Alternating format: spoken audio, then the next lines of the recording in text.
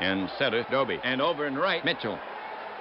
Hegan is behind the plate at DH and batting sixth, Clark. And starting for the Indians, Feller, the right-hander. Feller comes with a decent strikeout pitch. He will be facing Blue Jay starter, right-hander Morris. We'll tell you about him in the bottom half. So settle in. We're ready to start this game.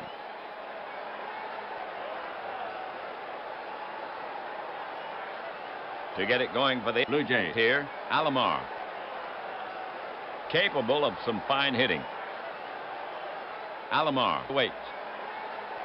Hegan set. Feller delivers. Lazy fly to center. Easy chance from Doby. He's got it. One away.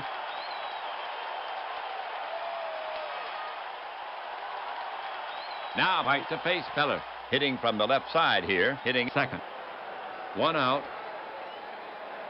You don't want to let down with him. White waiting for Feller. Hegan ready to receive. The pitch comes in. It's lofted to shallow center. Doby runs in on it. Still coming. And he makes the catch. And that's the second out.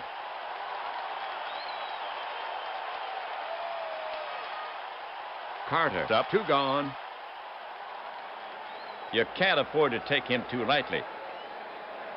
The hitter stands in. Now Feller ready. Now the pitch. Carter lays off the pitch. Ball 4. Carter takes his base. That was Carter's first walk of the season. Winfield will bat next for Toronto. A right-sider. Batting in the 4th slot for Toronto. 2 gone. Runner on first. A very steady hitter. Winfield steadies his bat. Feller will go to work on him. Here's a pitch from Feller. Winfield swings. This is a big league fly ball. Center field. This should do it. And he takes it in. And the side is retired. That'll do it for Toronto. No runs on no hits. 1 left. Blue Jays, nothing. Indians coming up. For the Blue Jays. The Blue Jays take the field here in the first. Let's see. Here's how it lines up defensively for the Blue Jays. Olerud at first base. Alomar at second. Lee, the shortstop. Gruber at third. And the outfield. In left is Winfield. In center, White, and over in right, Carter. Borders is behind the plate, batting fifth and DHing Maldonado. And today the Indians will try to solve the right-hand throwing Morris. Doby leading it off. Larry can be dangerous. Morris staring in, ready to work. Morris into his motion. Delivers. High pop fly. This one will bring rain. Gruber and Borders converge near the line. Borders is calling off Gruber, and he has it for the out in fair territory. 1 down.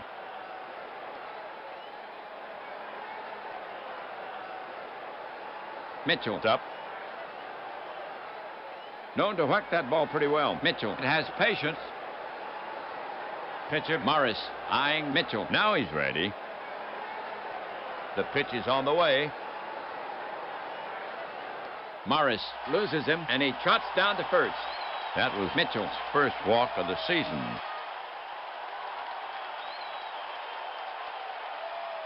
Boudreau to face Morris. He is dangerous. Mitchell has some speed. Right-handed Morris goes to the set position. The pitch is on the way. Grounded deep into the hole. Lee is over. He's got it. The long throw to first. 2 away. Mitchell moves up. Mitchell moved quickly with the pitch. There was no way to get the lead runner. All right, for Cleveland. 2 away. 1 on. Here's Keltner to take his swings. Awesome power. Keltner relaxes himself at the plate. Catcher Borders sets his target. The pitch. It's blooped to short. Lee is backing up quickly. Stabs high to his right, and he hauls it in. And that's out number 3.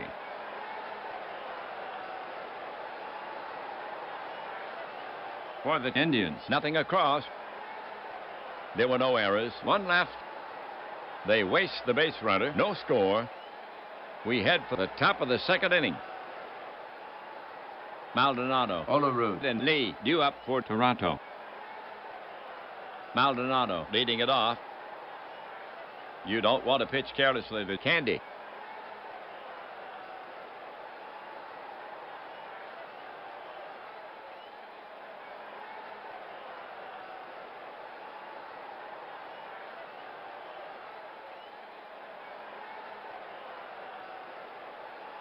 Feller will go to work on him. The pitch comes in, and it's hit on a line to right center. Doby with the long run. He'll get there. Maldonado is gone. One away.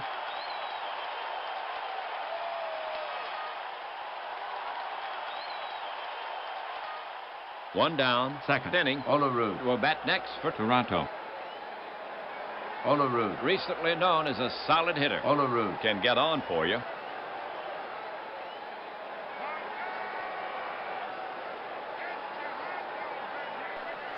Yeah, so I'm going to break in here, and what I'm going to do is end this game, and I'm actually going to take out this this Blue Jays team, only because I realized that Jack Morris must have pitched for every damn club ever.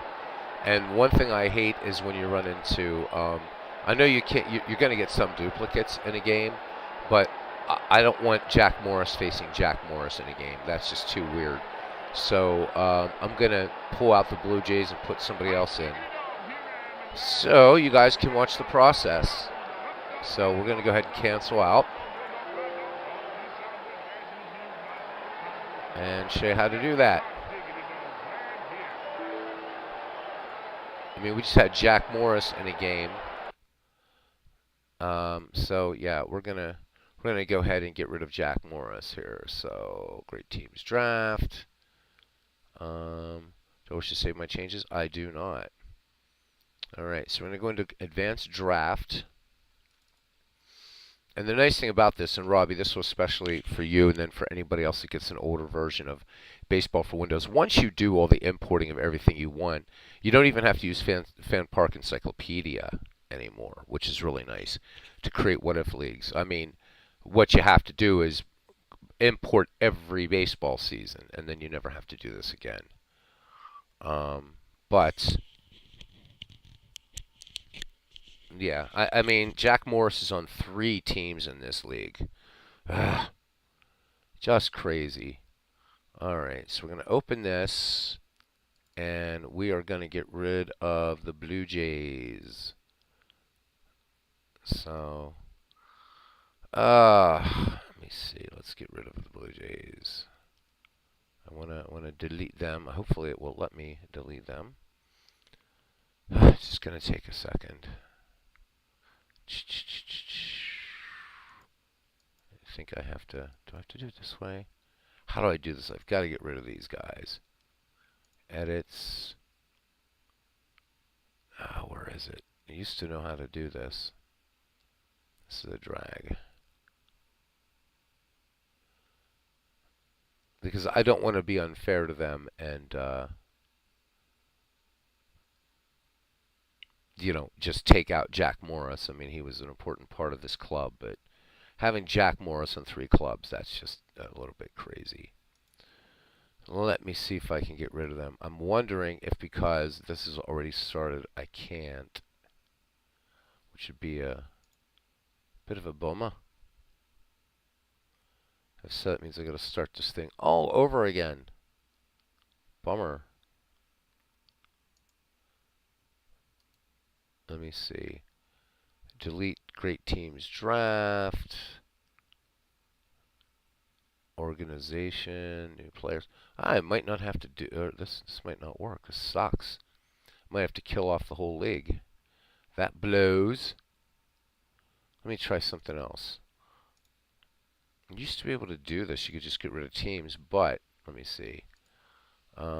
Schedule. Let's initialize. Oh, all right, good. Now, hey, Forever Remain 90. Yeah, just making some corrections on this draft league I created in Baseball for Windows because Jack Morris is on 3 teams. He pitched for everybody. Good God. And I really, really don't want to have Jack Morris, like facing Jack Morris. That's just too weird. So if not, you know what? This will be a repeat of a video I did before, how to create these. But let me see if I can now get rid of this Blue Jays team in advanced draft. I hope so. All right.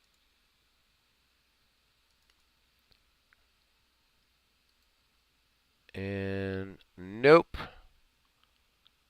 This sucks. So what I'm going to do is I'm going to take out the American League so that way I don't have to do all this crazy stuff. I think. Yep.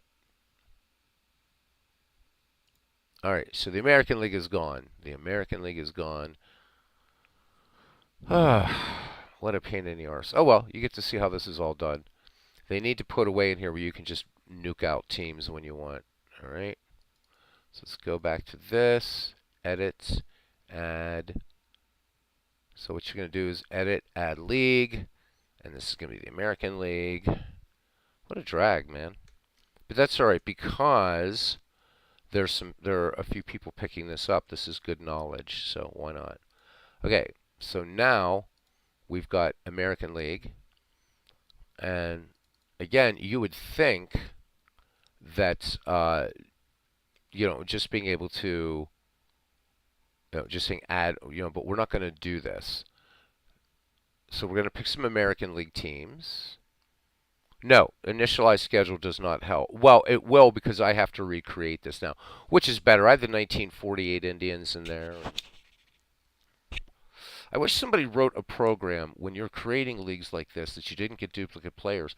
What's fun when you're just importing a single season into Baseball for Windows, you can choose whether it's the player, whether it's the first or last team he played on, so that way you don't get duplicates within a season.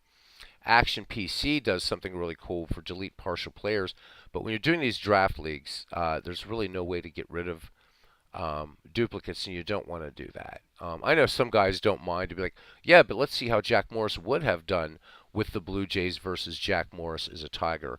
But in my mind, it's the same player. So yeah, I just too much Jack Morris, man, and no slam on you Jack Morris fans. So we got to add 8 American League teams. Yeah, we'll take the '94 White Sox. That works. Thank you. All right, let's start with that. All right, so what you're going to do is when you have both of these windows open, you're going to do select load data disk. All right, and then as you guys can see here, I've done like just tons of stuff here. So let's go to 1994, and since the White Sox, my weakest franchise, I'm gonna count on you, Forever Maine. All right, so we're gonna go to Chicago. As we can see, this is already set up for 1994. If I just wanted to do a 1994 replay, the work's half done already. So I'm going to click OK. That's going to open this window. I'm going to double click here, go to Chicago, and I'm going to export. I don't know why it's telling me export League One, because I'm going to get down here. And then what I'm going to do, right, you don't want to move Chicago, all right, because if you move Chicago, it will literally act like a move that you find in Windows, so it will actually cut Chicago out of here and paste it. You don't want to do that. Robbie, I have everything in here so far from 1900 to 1997, plus a couple 19th century teams, plus a bunch of these sort of draft leagues. Yep. Did them all, buddy. I don't think I did the Federal. Yeah, I did do the Federal League, so they're even in here. So what you want to do is click Export Chicago after you've highlighted the team. And then it's going to ask you, right, it'll say select data disk, so where's it going to go? Well, I called this a draft, so I'm going to put it there. Organization, great teams draft. And then I'm going to do this. Select American League. So American, boom. And then what Forever Remains says the 94 Sox. So I'm going to put a 94 there. Again, nice for these draft leagues in case you forget what team you're bringing in. Click OK. There it is. Control R to rename.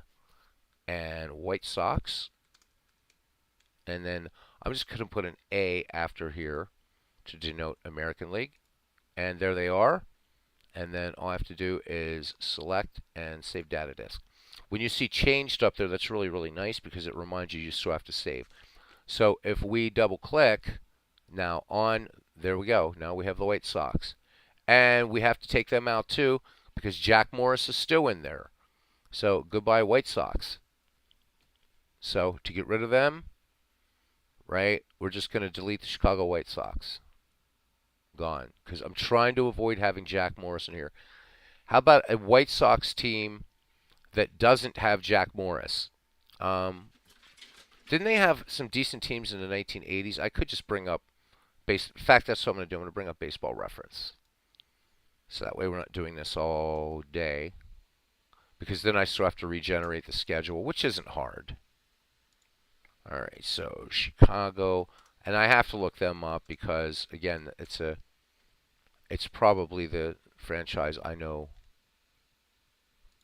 less about than I should. Let me see. See, 1959. No, 1983. Let's see, 1983. Right, they made the ALCS, a pretty good team. As long as I don't see Jack Morris here, I'm happy. But see, we got Greg Luzinski, and we already have the 1980 Phillies. It's really, really, really hard. But because this is American League, unless they meet each other in the World Series, we want to see Luzinski versus Luzinski. This is such a drag. No, tell you what, I know what we're going to do. Well, according to that, it's showing him on there. So I don't know if he played. Let's look at Jack Morrison. I just closed Baseball for Reference like an idiot. It could be an error in the database. Let's double check. Not that I don't trust you, but I really, really, really, that's like a thing I can't stand. And I know there's going to be some duplicates, but when it's pitchers, that's a bit of a drag. All right, let's look at 1994. And they did finish first in their division, so that's good. Because I'm almost going to go to the 1959 Go-Go Sox if I have to. Because I could go to 2000, but I don't know if the Ernie Voice, everybody that plays on here would be in there. That's one of the limitations. All right, so looking at 1994, Baseball for Reference. And yeah, you're right. So for some reason, I don't know why it's holding him in there. Unless I'm looking at something wrong. Let's bring them in again and see. Let's bring them in and see. All right. We give them one more shot. Export Chicago. And let's click OK. And American League. And OK. And 94. Because I might have been picking up him somewhere else. Let me just look at this. Players, players, players. Okay, I see what it's doing now. It's showing Jack Morris. That's because he's on a 1992 team somewhere here, too. That's why. So there wasn't an error. It's just that Jack Morris pitched for, like, everybody. Holy moly. So what other team is Jack Morris on? I'm just curious. We'll keep him in. Yep. So there's Jack Morris playing for somebody or other. Okay. No, but good catch. Thank you. So we can bring in the 94 Sox. Nice. See that? It's good to have Chicago, or it's good to have a good baseball historian in here. Try to minimize the Jack Morris factor. That's what we're going to call it. The Jack Morris factor. Good. All right. And select Save Data Disk. All right. I'm not worried about, again, too much cross, like any sort of things. Hey, Aaron Reed. Tough luck for the Braves yesterday. Yep. Jack Morris with the Indians in 94. Thank you. Yes. Jack Morris pitched for everybody, it seems. All right, so we got a White Sox team in. Let's do a Yankees team, but not the usual suspects. What do you think? You're a diehard White Sox fan? Good. No, you guys have a great franchise. And in fact, as you know, in the early 20th century, the Cubs were not the preferred team in Chicago. The White Sox were. So the White Sox, a lot of modern baseball fans think of the White Sox as kind of like the the ginger-headed stepchild of Chicago, but the White Sox were the preferred team for quite a while. All right, we need an American League. Let's get the Yankees out of the way, and try not to. I don't want to do like the 1927 Yankees. It gets boring with the 1927 Yankees. In fact, I prefer the 1936 Yankees, and I'm not a Yankees fan, but there we go. So what about a Yankees team there, gents? What do you say? And I think we're going to do the 1995 Indians. So hopefully Jack Morris wasn't on the Indians then. Second team in the second city. I used to love the fact in the early days also, in the dead ball era. Yeah, I can't stand the Yankees. I'm going to show Aaron. I don't know why that's. Yeah, I'm not. So Aaron. Okay, so good. That means I can bring in the Indians, 1995, 96, whichever. Good. I'm glad Jack retired. God bless him. Excellent pitcher, but every club, it's like, oh my God, I didn't feel like having. I think you guys get it. But anyhow, back to Chicago.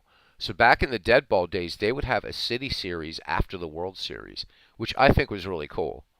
Having the White Sox and Cubs play every year, and apparently that was a big thing in Chicago. So good stuff.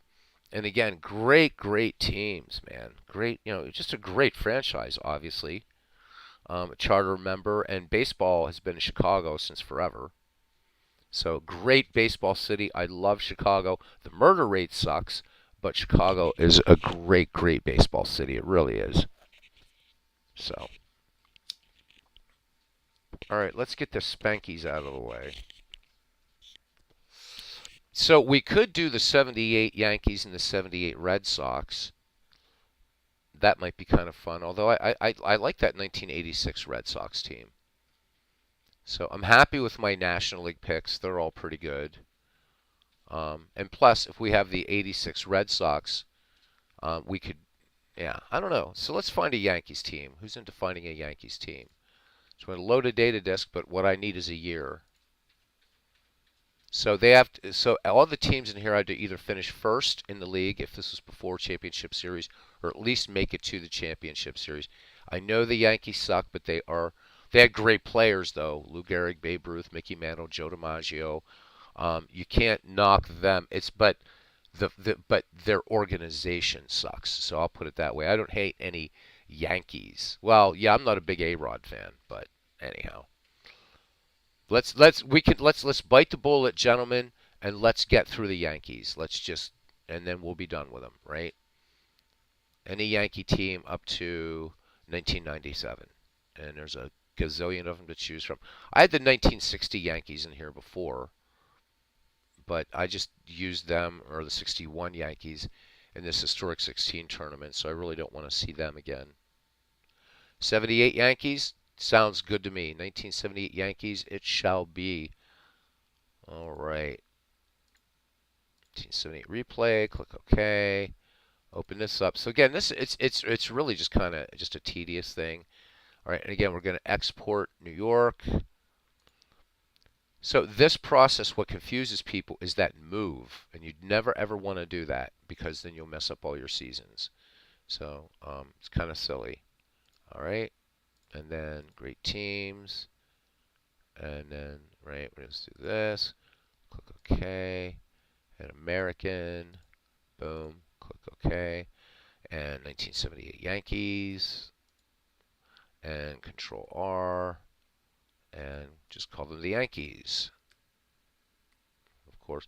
For anybody also, if you're curious, if you want to make some fictional teams with real players, if you go to this list, It will give you this huge list of every team nickname and city and everything that Ernie Harwell has said in the game. So you can have a lot of fun here. Look, we've got the ball bashers, or if I guess if they're a bunch of um, gangsters, they could be the ball breakers. All right, so there we go. We got the Yanks in there, and we'll just save it. Boom, done. And then just go close the middle two windows, and you're good to go. All right, so we got the Yankees. All right. Nah, it's, yes, goes all the way up to the 97 season, Aaron. And technically, you can go up to about 1980, really, if you wanted to. Or to 19, or I'm sorry, to 2000, 2001. It's really, my cutoff point is Ichiro Suzuki, because there was never a Suzuki in Major League Baseball prior to Ichiro that I know of. So, and what happens is if the name isn't in the Ernie Harwell database, in other words, the names that he said, it'll just use the player's letter of their last name. I wish they would have done it to at least, I don't know, whatever. Anyhow, got the Yanks done. Yeah, Robbie, he did the entire, the equivalent of like, well, I don't know if you guys are familiar with it, depending on your age.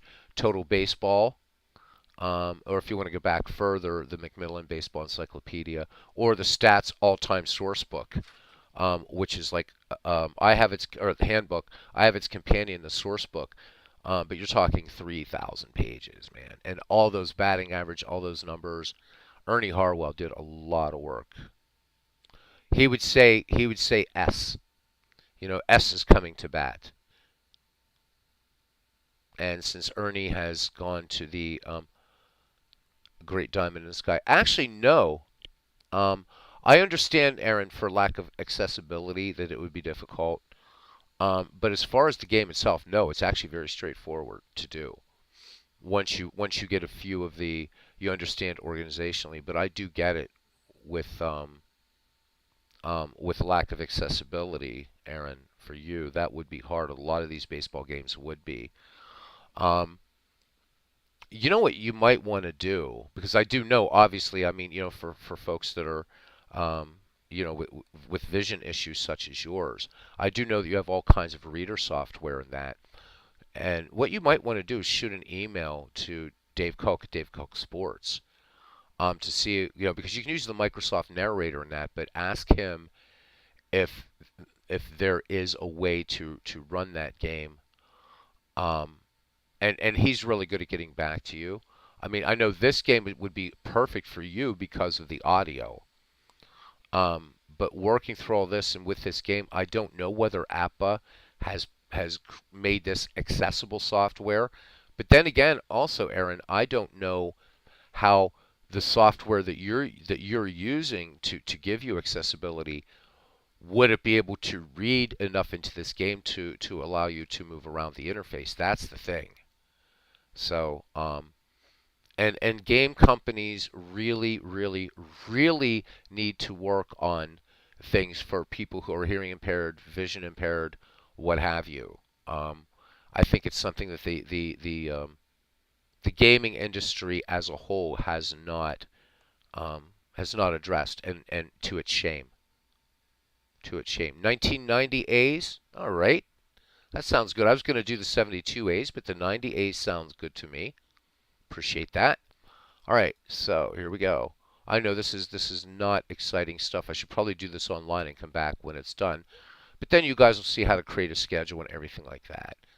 All right, so there we go. Simple stuff. Open it up. Go to Oakland. Export. And then back to where we're going. And where'd you go? There you go. I should have named it something a little bit more fun than draft, but I was just having fun. All right, and again, make sure to select American League. Click OK. 90 for their year, and that's it. And let's call them the Athletics, even though we call them the A's nowadays. All right, boom, done, and saved. Okay, so we got 3 teams.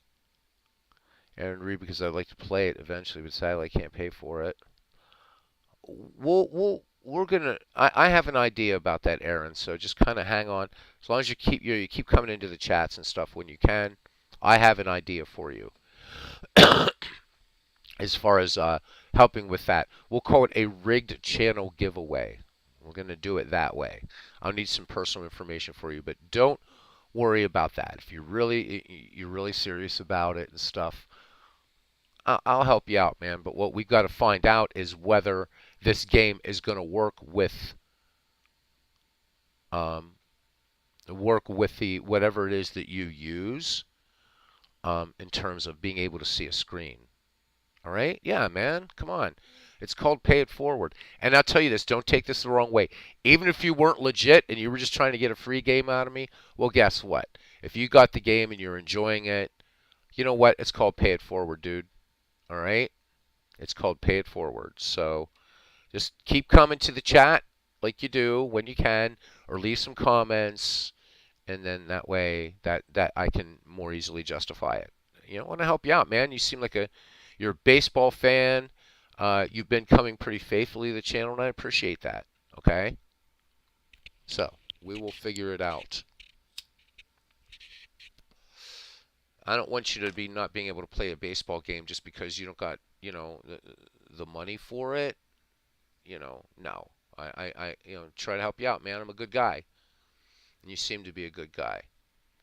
And believe me, in the business that I'm in, also, I'm a sleight of hand artist. I used to do some stuff and, whatever. So I'm not some sort of mark. I genuinely sense you're a baseball fan, and if I can help you out, I'm gonna do it, because that's what this channel does, man. I know you're a diehard baseball fan, so that's good. All right, we got the White Sox, Yankees, A's. Let's get the Indians in here. Do we want 95 or 96? Let me see. Let's look at the Indians. Stupid. Oh man, they need to fix this. All right, let's look at the 95. I don't know. I don't know which is the stronger one actually. Let's see. 99 and 62. 1995 Indians it is. There we go. Easy enough. Yep, 95. Thank you, Aaron. All right. We'll get through this really quick. With you guys helping, this is going to go really fast. All right. And actually, this game goes all the way up to today, to 2022. What only goes up to 1997 are just the names Ernie's pronounces. Now, that being said, with the influx of Japanese players, that is going to change some things. So you're not going to see Shohei Ohtani's name being said. But the reason why you can bring in Mike Trout is because there was a baseball player back in the day named Dizzy Trout. As long as the last name is in there, then you're good. But there's going to be players like Suzuki, Ohtani. There's going to be a few other. There's going to be some names. But for the most part, Ernie's going to probably say, even in the 2022 season, 2023 season, I would say Ernie Harwell's probably still going to announce about 70% of the names, even far in. So it's not really a bad thing. Not really a bad thing at all. So it will still read. So he would say Trout. Aaron Judge, you would be able to use in Baseball for Windows with him saying the name, because Joe Judge was a baseball player. So it's that last name that's important, because Ernie doesn't always say the first names. Doesn't always say. Okay? All right. Yep. Sasaki. Nope. Well, there we go. So that's going to be S, and I think that's a little jarring. And so, I mean, with all the other baseball sims I have, I can play, an action PC, and that player's in there. I'm just not going to. So. All right, so we have 1995, right? We're going to open it. Boom. Select OK. Open this up. Cleveland, and just export. It's a chance to talk some baseball anyhow, man. This is fun. Fun, fun, fun. Okay, click OK. An American League, and we said 1995, right? So there we go. And on my channel, and apologize to anybody who might be a little bit sensitive about this, but my policy is this when we're working with when working with Cleveland teams. I go by baseball history, and they were called the Cleveland Indians until last year. So I don't use the Guardians prior to that. The only exception in out of the park baseball, you don't have a choice. They hard coded into the game. Cleveland said it has to be Guardians, so they're kind of erasing their past. So apologies to any of those who feel that I'm being insensitive to Native Americans. I'm not. I'm Irish and Italian. I know what it's like to be with those ethnic slurs leveled at me, being and the stereotypes, drunk, mobster, what have you. So, but this is about history, and they were the Cleveland Indians. So, all right. Anyhow. You know what? He sounds digitized, but I will say this, Aaron. He sounds a hell of a lot better than the Microsoft narrators now. And there's context, there's inflection. Yeah, there's a bit digitized. It can sound a bit robotic. But the weird thing about this game is if you end up, really liking it, you start to not notice that anymore. At least so much. I like it. I like it. It's my two, Action PC is really now at the top for me. Out of the park, an extremely close second. This one's got a special place in my heart, and it's a pretty damn accurate system too. They've been around since 1951. They got it right. Anyhow, not now, Robbie. I understand. Yeah, but I mean, if I was doing, which I have no interest in doing the 2022 season. But if I would, it would be the Cleveland Guardians because that's the name of the team now. Just as back in 1907, they were the Cleveland Naps. I'm not going to call them the Indians when they were the Naps back in 1907. It's about history. And a lot of people in out of the park are very, very upset about it, in the forums, but there's not a lot out of the park can do because the Indians, while there's the out of the park has the official Major League Baseball Players Association endorsements, Cleveland owns the rights to their name, and they can say no. So I think rather than Major League Baseball and out of the park trying to get into a pissing match with Cleveland, they just did it that way. All right. Anyhow. Yeah, Al Michaels, Hardball, Lon Simmons from Sports Talk, Jerry Coleman from World Series Baseball. Also, Mel Allen and Kurt Gowdy in Old Time Baseball. But here's the thing that makes, so in MLB The Show, yeah, absolutely, you have, in MLB The Show, you have announcers. But what people don't realize, what takes Ernie Harwell beyond just a mere narrator, right, and especially for this time, that none of these other games did that, is that Ernie will remember streaks. He will make references back to previous games. It's also, there's AI built into this, so it's not just a narrator. I know there's a gentleman on another channel whom, well, I'm not going to get into his credentials. I'm trying to claim that this is not just a narrator, and I am trying to find the article on how this was created. So there's a lot of different technologies at play here to make this sound as authentic as possible. And for 1994 technology, it's brilliant. So, but if it's not your cup of tea, it's not your cup of tea. But I'll tell you what, even without the Ernie voice, which some people don't like, I'll put this up against Strat PC any day, and this is going to blow Strat PC's doors in every which way you can imagine, even without the Ernie Harwell voice, my opinion. So, anyhow, we need What else? Who else do we know with White Sox, Yankees, Athletics, and you can tell I'm a National Leaguer, right? Wow, we need the Red Sox. Holy moly, you can't have a without the Red Sox.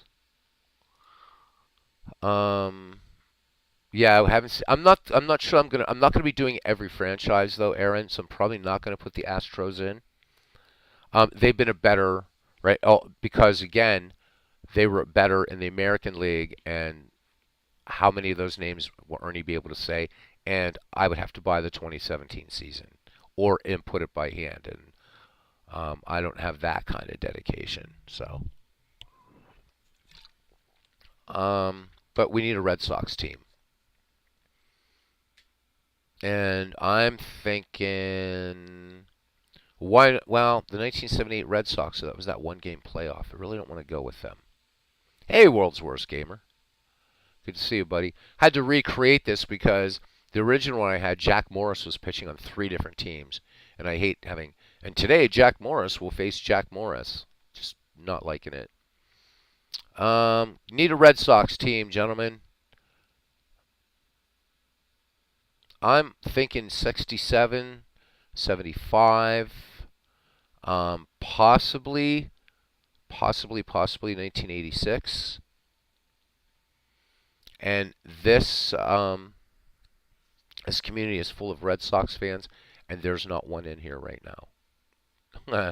So let me think here. Yeah, 75 or 86. Okay, so we're not going to do 67. Let's do 86 because we have the 86 Mets in the National League. I'm getting all kinds of votes for 86. 1986 it shall be.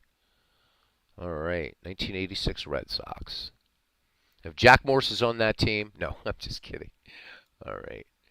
I know Jack Morris isn't on that team. It's the Jack Morris factor. Okay. And let's export Boston. Pack the car in the yard at Harvard. All right. And this is fun. Thank you guys for your help. Do really appreciate it. Okay, and 86. These are fun to create. They really are. I don't really do season replays. If I want to do season replays, I can listen to baseball classics on the radio on YouTube. I love mixing teams, and I love releasing players into a huge draft pool and just putting them on whatever. So the only time you might see a season replay in here is I'm thinking of possibly replaying the 1919 season on Baseball for Windows. Maybe. Maybe. All right. So we got the Red Sox out of the way. And I guess we need an Orioles team. We definitely need an Orioles team. It's the St. Louis Browns. Really, I mean, they made one World Series. 1922, they were amazing. But let's bring in an Orioles team. Yeah, Jack Morris is everywhere. What do you guys think about 1983? Let's look at Orioles really quickly here in Baseball for reference. Baseball reference. The Baltimore Orioles. I mean, I know that the Pirates, we've beat them in two World Series. But I don't want to go back that far. Yeah, 1983 Orioles sounds pretty good to me, man. There's so many to pick from. 1970 Orioles actually would be epic. All right, so it's between 1970 and 1983. What say you, gents? Okay, World's Worst Gamer voting for the 83 Orioles because he says he's seen the 70 Orioles too much. All right, so that's one vote for 83. 1983. That's good. 2 votes. That's good. Then we're not here all day. All right. Awesome. 1983 it shall be.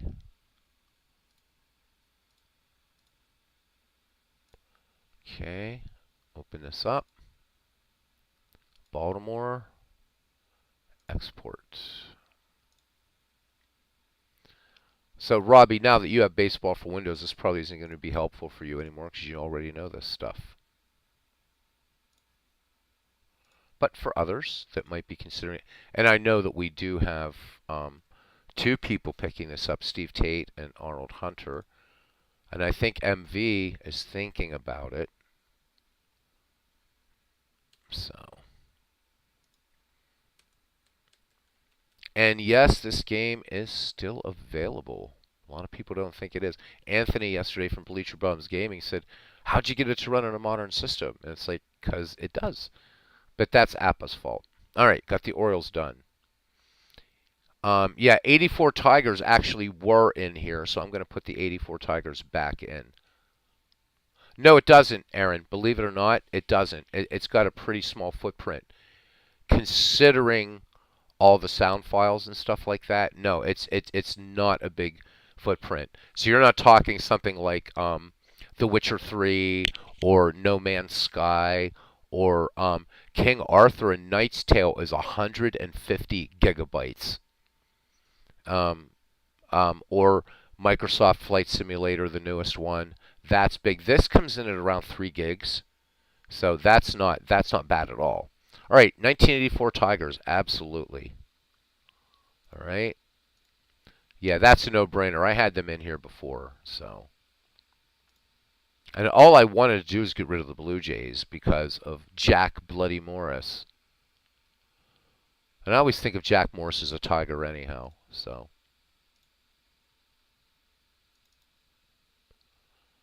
There we go.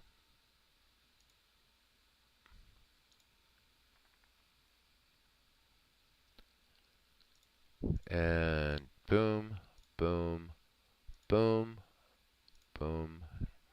84.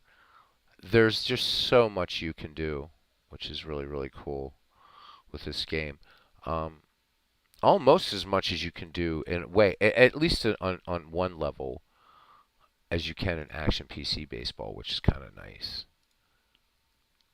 All right, we got the top. How many teams do I have here? 1, 2, 3, 4, 5, 6, 7. So I'm doing just 8 teams per league. So we just need one more American League team. One more American League team. Let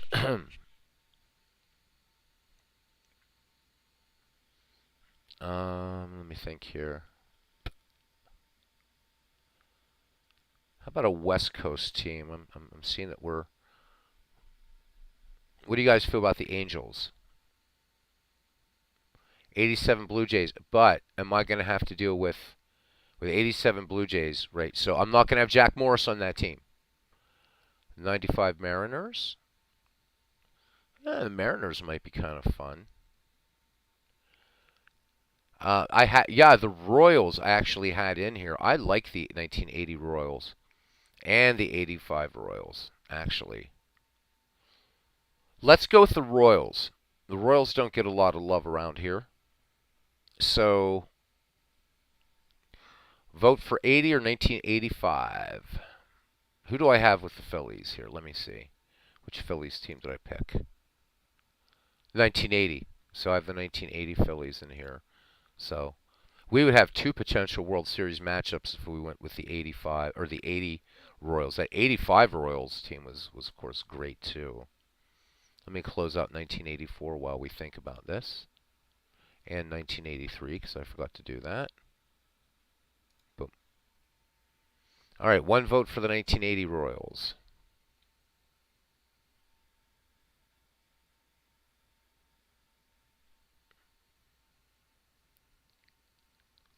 World's Worst Gamer says he cannot vote for the 1985 Royals as he's a Blue Jays fan. All right, I get it. Uh-oh. All right, so we're deadlocked here. We have because World's Worst Gamer hasn't exactly voted for one of them. He just says he can't vote for the 85 Royals. So we have one for 85, one for 1980. We need somebody to break the tie here. Or we do a different franchise. 1980? All right. Load data disk. And we're almost done with this part, which is nice. and then I'll show you guys how to create schedules, and gives you an idea too to see. You can import actual Major League schedules into this game too, which is really nice. And Digital Skybox has all of that, all ready to go. All right, Kansas City. Kansas City, gonna bring my baby back home. Oh yeah, I'm going to Kansas City. All right. Boom, and boom, and okay, and here, and this, and 1980, and maybe they will meet the Phils in the World Series again. Who knows? All right. Sorry for the voice today, guys. I still have the creeping death. All right. So this is done. Now, what's nice, if I wanted to, right? And I'm just going to pick the Phillies. Down here, all right. So here you're seeing, right, all the Phillies, 1980, right? But what's really cool is down here, anybody in red, right? That's going to be the team you're looking at. But this is the entire draft pool right here. So I could release everybody and actually just draft from here. And what's nice, I always see one Berenguer in there, right? Whatever. But you can choose how you want to do this.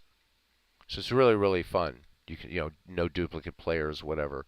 So there's a 977 player draft pool right there that you can do all kinds of things with. So, all right, so we're actually done with this part of it. So this is done. We see it saved. So we're going to go ahead and exit. And now we're going to bring this up. And let me see. Did it New York, Oakland, Cleveland, Boston, Baltimore, Detroit, Kansas City? There we go. All right. So I already have everything assigned ballparks. So now the next thing we're going to do is we're going to do ballparks here. So what you do is you just, when you're in, this is League Manager. So when you go in here, just click like anywhere in a team's field, okay? So you go to Rules, and we'll start. I want to do like get the team home fields. Come up here, do this, and I'm going to get out. I don't think I downloaded you. Oh yes, I did. There it is. U.S. Cellular, and boom, it's assigned. If you want to, you can save if you want. So this is pretty easy. Rules, team home field. The Spankies is, I know Robbie likes to call them. New York Bronx. There we go. It's actually a nice Yankee Stadium. Boom. And that's Old Yankee, of course. Oakland. I think you guys get the idea here. And not the nicest ballpark at all. What was their attendance last year? Like 5 people or something? I don't know. It's pretty sad for Oakland. Cleveland.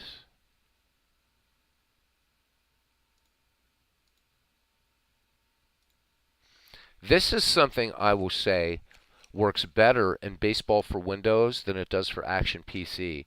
So Action PC, right, if you go into a team's roster, you have to assign the park, but then to get the image, you have to back out of the rosters and go to ballparks. And it's a little bit more convoluted. This is just really nice. And I still call it Jacobs Field, by the way. So we're going to put the Jake in here. Boom. Boston.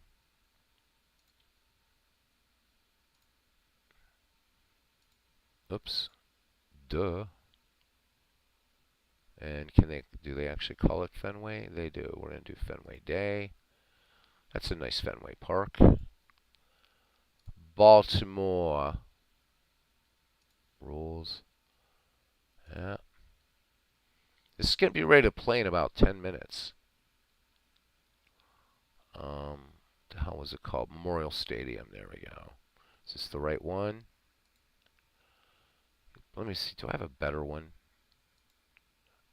No. We're not gonna. We're gonna have to do. This one's a little bit kind of crap. creating ballparks, and this is really terrible. I have like gigabytes and gigabytes of ballparks for other games, but to create ballparks and baseball for Windows is a nightmare. So just warning anybody that might want to get into it. Now the Tigers are going to cheat a little bit. I'm going to use Comerica for 1984, I think, rather than Tiger Stadium. I know it's not historically accurate, but I don't care. I'm not going to be really picky about what the team home field is, as long as it's representing. And I do have dead ball parks too. I just haven't installed them here yet. And I thought I had Comerica in here. I guess I don't. I forgot to install Comerica. Can you believe that? And it's such a nice looking ballpark too. But I'm not going to worry about it. So forget what I just said. We're using Tiger Stadium.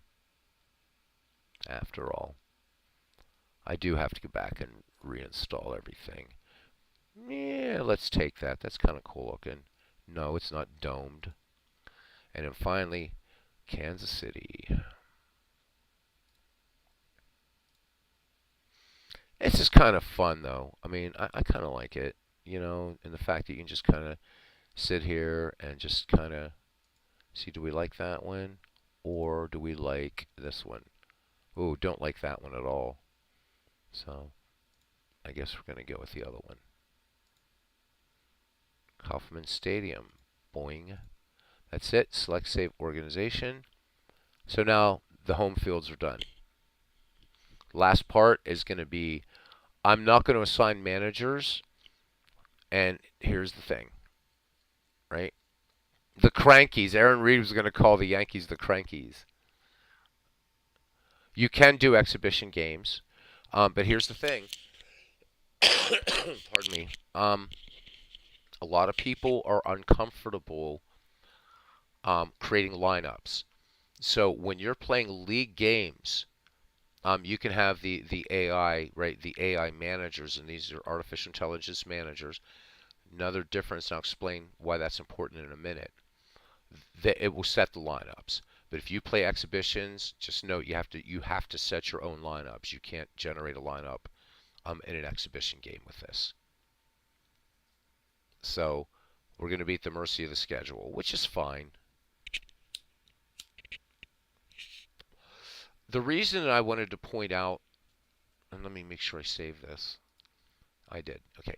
So the reason that I wanted to point out that where this also shines above the Strat PC game is the Strat PC game, besides its Byzantine interface and everything, is a straight conversion of the cards and dice game. You can actually even roll the dice in Strat PC and put it and get the play result. This actually uses artificial intelligence along with the APBA Master game. So there's really a lot more going on in this. And I'm not knocking anybody that plays Strat PC. I think this is a better product. Also, I don't have to keep buying baseball for Windows every year to get the new season like you do in Strat PC. So it just depends on what your cup of tea is. But if you're so used to Strat, that's cool. All right, now the next thing we're going to do is we're going to set up our schedule. All right, so we're going to go to schedule, and the first thing you want to do is schedule in AIM rules. All right, so this is super, super important because these managers are actual sort of AIs, and there's thousands of these available. You want to make sure, so AIM stands for, as you can see here, Advanced Injury Management. Okay. I always play Advanced Injury Management managers, and I always set this to 154 games, always. You don't have to, I do. I do want to do game injuries and fatigue. You don't want to do all injuries because, then you get some guy that, I don't know, knocked his knee against a desk and he's going to be out for 5 days. I used to do just fatigue only, but that's not realistic, so injuries. This one here, I would say we're going to go, I know a lot of it that says late, a lot would say dictate late 20th century because most of these teams are. We could. I tend to like to go mid 20th because that way that pushes your pitchers a little bit more. But this is really just about what you want to do. But I think what we'll do is we'll leave it at late 20th century. And down here we have to put in games per team, also 154. I do not want interleague games. I don't want wild card. I do want to save box scores. Those are important. The reason being, and Robbie, I don't know if you knew this or not, if you don't save box scores, that will actually impact what Ernie announces. So if you don't save box scores, there's nothing for the program to refer to. So that's, again, what makes this beyond a mere narrator. So Aaron Reese says most times I actually play the game. That's what I do on here. If I play offline, I will manage a team. But when I'm on here, I let the AI take care of both teams. And I just like to, that way I can just interact with you guys in the chat. I'm not going to, you can pause if a starting player is tired, bushed, itchy, worn out. This is actually fun if you want to do this. So then what the program will do is take into account playing time. And if you have a guy that's sat on the bench too long, he's going to get itchy, right? So, the AI might put him in. If somebody's too tired to play or worn out, right, it will warn you so-and-so is worn out or so-and-so is tired, and then you can make substitutions. Since I'm letting the AI manage against the AI, I don't do this. If I know it's a league that I am going to be managing a club, which I could show you guys how to set that up. It's super simple. But I usually leave this blank. Okay, so now we're done with this part, and the last part is to generate the schedule. And then, believe it or not, this will be ready to play. That's done. Yeah, Robbie, you should definitely... Well, all right, so Robbie's asking 2 questions. So first he says, if you do all injuries, will Ernie actually say things like that? He will, but I did this once with all injuries on, and it's just ridiculous. Just do game injuries and fatigue, because it will take into account injuries, period. Or somebody has a flu, that counts as injuries. And you might get a pop-up where a game's it's not worth it. And you should save box scores. It doesn't take that much room. Back in the day, yeah, 1994, 1995, when people only had 2 gigabyte hard drives, that was a concern. But these days, saving box scores is not a concern. I have music software on here that takes up. I have one in particular. It's called Falcon 2. It's super powerful. It also takes up about 800 gigabytes of hard drive space. So I'm not worrying about box scores from this little baseball program, believe me. So yeah, save the box scores. They're important, Robbie. Not so much for the not only that, but it's going to make it more realistic by saving the box scores and stuff like that. And the program has things to refer back to for advanced injury management. So box scores are actually pretty important in this game. All right, let's do the last bit. And so now what we're going to do is we're going to generate a schedule. I could import a CSV schedule, but the problem with that is when you're importing a schedule, every team in here would have to match up. Well, obviously, these 16 teams, if I had done these as the original 16 franchises, I could pick any of the schedules up to, 1969, right? Or actually, let's go before that. Let's go back to before the Dodgers and Giants moved west. All right, so the 16 original franchises, I could just pick a season and bring it in and get an as-played schedule. But you're not going to find a CSV schedule unless somebody picked these exact cities for a draft league. So we just generate a schedule. This is a fictional league anyhow, so there's no as-played. All right, so schedule, generate new schedule. Now, I have this already memorized, but I'll show you how to set it up, which is really nice because Action PC's schedule thing is weird for leagues like this. So you want professional style. All right, again, you have a chance to choose interleague play here. I leave it blank.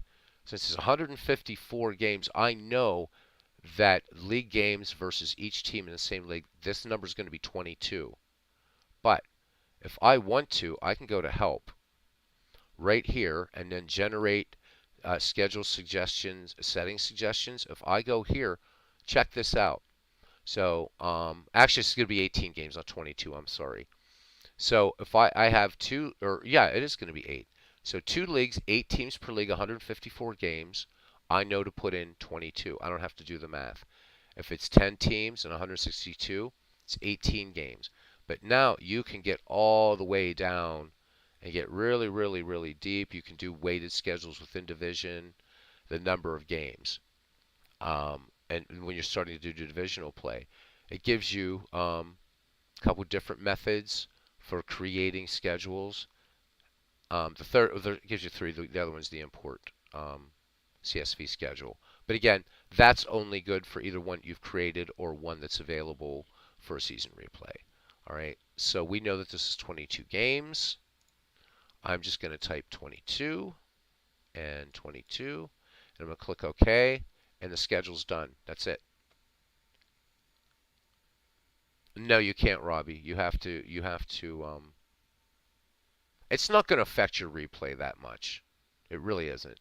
And save, and we're ready to go. At this point, we're ready to go. Now you're probably saying, well, what if I just want to manage one team and I'm doing a replay? And I actually do have a replay I'm doing offline. I'm replaying the 1949 Brooklyn Dodgers. If I wanted to do that, and let's say I wanted to manage just one of these teams, really simple way to do this is if I go to manager all teams, all right, I can go to auto, and then I can just, let's just say I select Sparky Anderson and click OK. Sparky Anderson will now manage all of these teams, but I'm a Pirates fan. Maybe I don't want that, right? So I can go back here, and I can go to so manager for all teams. Oh God bless it. Where is it? Hang on a second. It's this one or this one. There we go. Double click. This is one of the weird things you have to get used to this. So when you're clicking on in here, this is for setting sort of home fields, but if you want to select a manager, change the manager, I would double click here and just do this as manual, click OK. Now I will manage the Pirates, but the AI will manage every other team in this league if I wanted to do it that way. However, I don't want to do it that way. I want to be able to just, whatever game comes up, and this is more flexible this way, and I know this is the way Robbie plays it, at least I think it is, right? So let's go manager all teams. We're going to go auto, and for right now, right, I'm just going to go manager mode and just click OK. Now there's no managers. So if I bring up anything, so if I go to select, right, play manual game, the other things are grayed out because there's no automatic games, because there's no AI default to manage against AI. So the only choice you have this way is to play a manual game. Easy enough. Bring it up. And then you get this whole list. And I know you can hear the crowd in the background. I don't want it coming through the stream loud. I can pick any one of these. So Yankees and White Sox or whatever. And I can choose to manage a team or not. And I like this better. But let's back out of this and back out of this. And let's bring this back up. So I don't know if you have any questions. I know it seems like it's a lot, but it really isn't. And it's ready to go. Hey, Smelling Russ and Greek. Good to see you, man. So I had to redo this Teams League that I created because Jack Morris was on 3 different teams, man. And I don't want Jack Morris to face Jack Morris. I'm still going to get some duplication, but it is. For you guys that do have older versions of baseball for Windows and you want to bring in seasons, that's super easy. It's a super easy process, and I will fire up a webcam and show you guys how to do that sometime. Or maybe Robbie will be kind and use his streaming software and do it on his machine. Because I do my season creation on an old PC that I bought. I didn't want to put a virtual machine on this because I do use this for music production and other things as well. And I just didn't want to be, I couldn't be arsed. So, there we go. So if you guys are ready, we'll pick a game, and I'm going to go ahead and switch the crowd noise over to go into the stream. It's not going to be the Blue Jays and Indians, so I'm going to change the title of our stream. Workday with, we'll just put, I'm just going to leave it as APBA PC Baseball, and then whatever.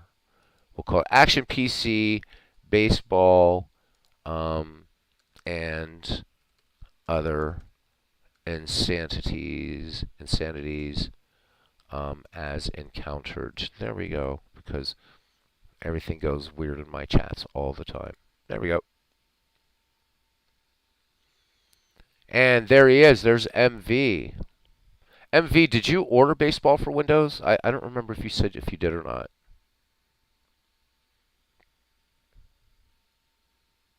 MV trying to get the guys in there. So we went from glues or geos to guy to guys.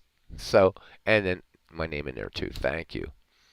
So MV just had to redo this league. Okay, you didn't pull the trigger yet? All right, no worries. No worries.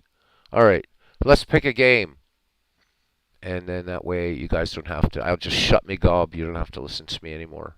At least till tonight when we do Ned McGreevy. All right, here's what we have on tap. We have the Pirates at Phillies. We have the Dodgers at the Cubs, the Braves at the Cardinals, Yankees at White Sox, Royals at Red Sox, Athletics at the Orioles, and Indians at Tigers. What's your poison?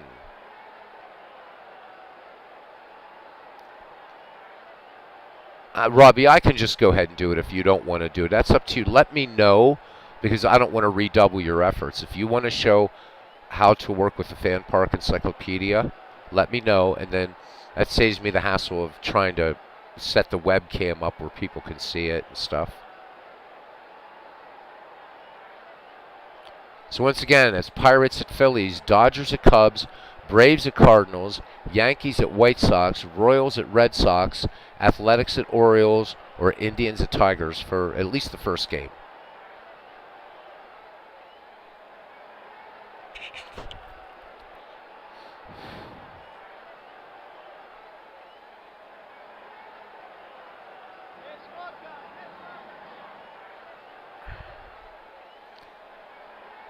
Or I'll sit here, well, I'll sit here and, no, these are not the same year, MV. Not at all. So if memory, I can't even remember what years I picked, to tell you the truth. Cardinals, Braves. All right. Cardinals, Braves, it shall be. You're the first one to speak up. So there you go. All right, it's actually Braves and Cardinals, I should say.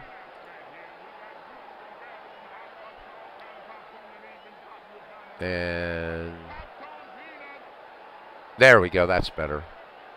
All right, so from here, if I wanted to manage the Braves, which I wouldn't, I could leave this on manual, but I'm going to go auto. And I've only installed 2 sort of modern managers, so I'm going to let Sparky Anderson, who is awesome, manage both teams. So I'm going to select OK. And now we're coming to the Cardinals, which they are my second favorite National League team. And what did I pick for the Cardinals? I believe this is the 86 Cardinals, or the 68 Cardinals. But we're just going to auto and select OK. And do this. And I'm going to go mute. Enjoy the game, guys. I'll still be here to type to you, though.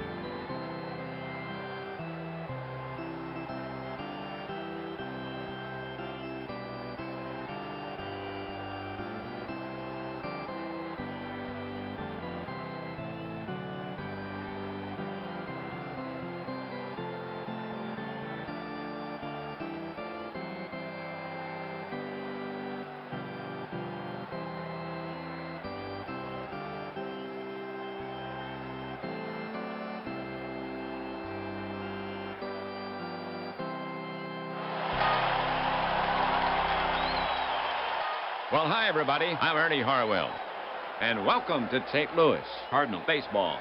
We're coming to you from out here at the park, and you'd better keep your windows closed.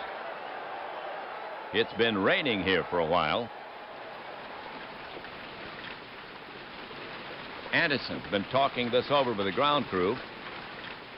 They're playing games in both dugouts. Don't know why there's no sun up in the sky, stormy weather. Since me and that good gal of mine ain't together, it keep raining all the time. I hope it don't rain. Let's play ball. And they're finally rolling back the tarp. But the break hasn't helped the pitchers. Let's play some ball. It's opening day. The sounds of practice are stilled. The mitts are oiled. And another season begins. This is the first of a 3-game set. The Cardinals take the field here in the first. Manager Anderson sends out his squad this way. Cepeda at first base. Javier at second. Maxwell the shortstop. Shannon at third. The outfield consists of Maris in left field, Flood in center field, and Brock over in right. McCarver is behind the plate, and the St. Louis mound artist, the right-hand throwing Gibson, a control pitcher. He will be facing Brave starter, right-hander Smokes. We'll tell you about him in the bottom half, so settle in. We're ready to start this game.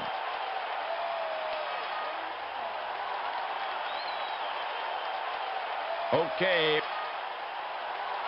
Nixon to lead it off for the Braves. The switch hitter will go to the first base side of the box. Otis is a tough out. Nixon steps up to the plate. McCarver crouched down now. Now he comes home with it. Lifted high to left. Maris drifts over. Plenty of room. And he makes the catch for the first out.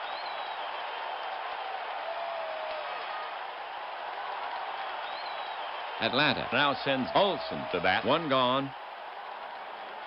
Now and again he'll get a hit for you. Gregg steps up. Now Gibson ready. He lets it go. Batted hard on the ground toward right. Diving stop by Javier. Throws. And he makes the play to first. And that's out number 2.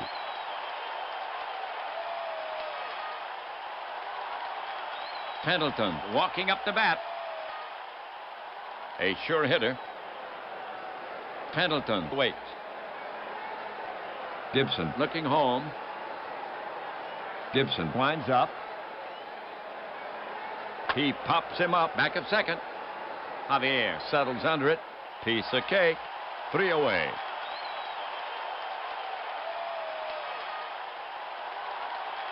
For the Braves, 3 up, 3 down. Braves, nothing. Cardinal coming up. For the Braves. The Braves take the field here in the first. Here's how it lines up defensively for the Braves. Breen at first base. Lemke at second. Belliard, the shortstop. Pendleton at third. Across the outfield, in left is Nixon. In center, Gant. And over in right, Justice. Olson is behind the plate and on the mound for the Braves. The right-handed Smokes. Good control. Leading off, Flood. He has the talent to do some damage. Smokes staring in, ready to work. Here's the delivery. Fly ball, left field. It's playable. Nixon moves under it, and he's got it. 1 away.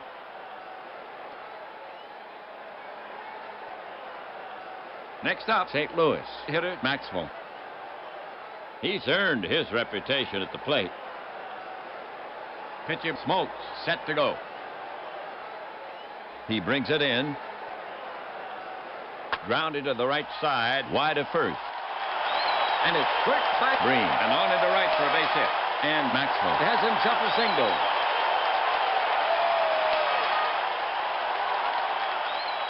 Now coming up, Brock. Brock, good at the plate. Maxwell can hightail it. Olson ready to receive. Smokes delivers. Swung on and missed. He struck him out. 2 away. For St. Louis. 2 gone. Runner on first. Here's Shannon. He's their cleanup hitter. You can't afford to take him too lightly. Smokes gets set to work on him. Maxwell is off with a pitch. Soft liner, 1 hops Bream. He'll make the play at first himself to retire the side.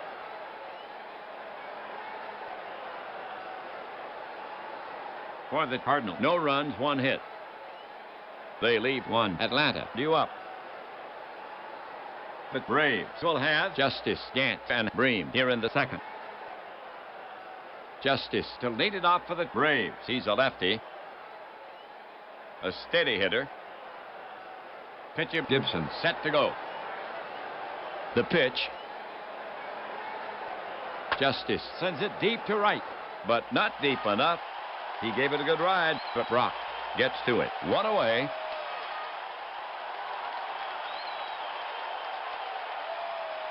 One down. Gant is out to get his licks. He bats right. He's earned his reputation at the plate.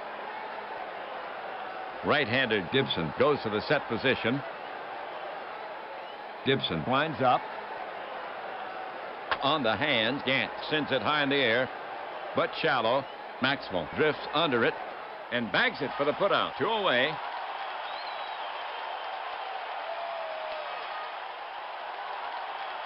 Bream is the next hitter. A steady hitter. Bream now ready. Right-hander Gibson ready. Gibson winds up. Right in there. He's called out on strikes. Side retired. So the Braves go down 1-2-3. No score. We head for the bottom of the second inning. The Cardinals will have Cepeda, Maris, and Javier here in the second. Here's Cepeda to start it off. A trusty bat.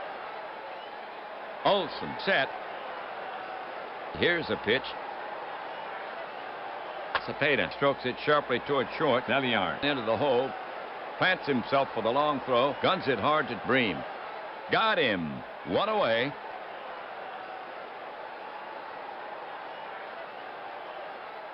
It's now the port side swinger, Maris, to the bat for St. Louis. Nobody on. 1 gone. A steady hitter. Maris waiting for Smokes. Pitcher Smokes set to go. To the plate. Foul back to the screen. Strike 1.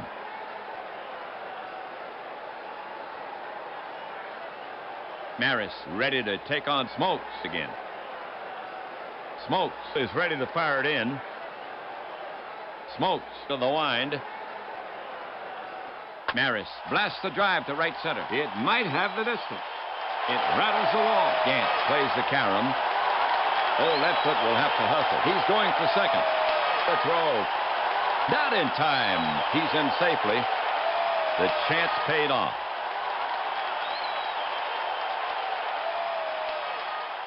The Cardinals have 1 out. Runner on second.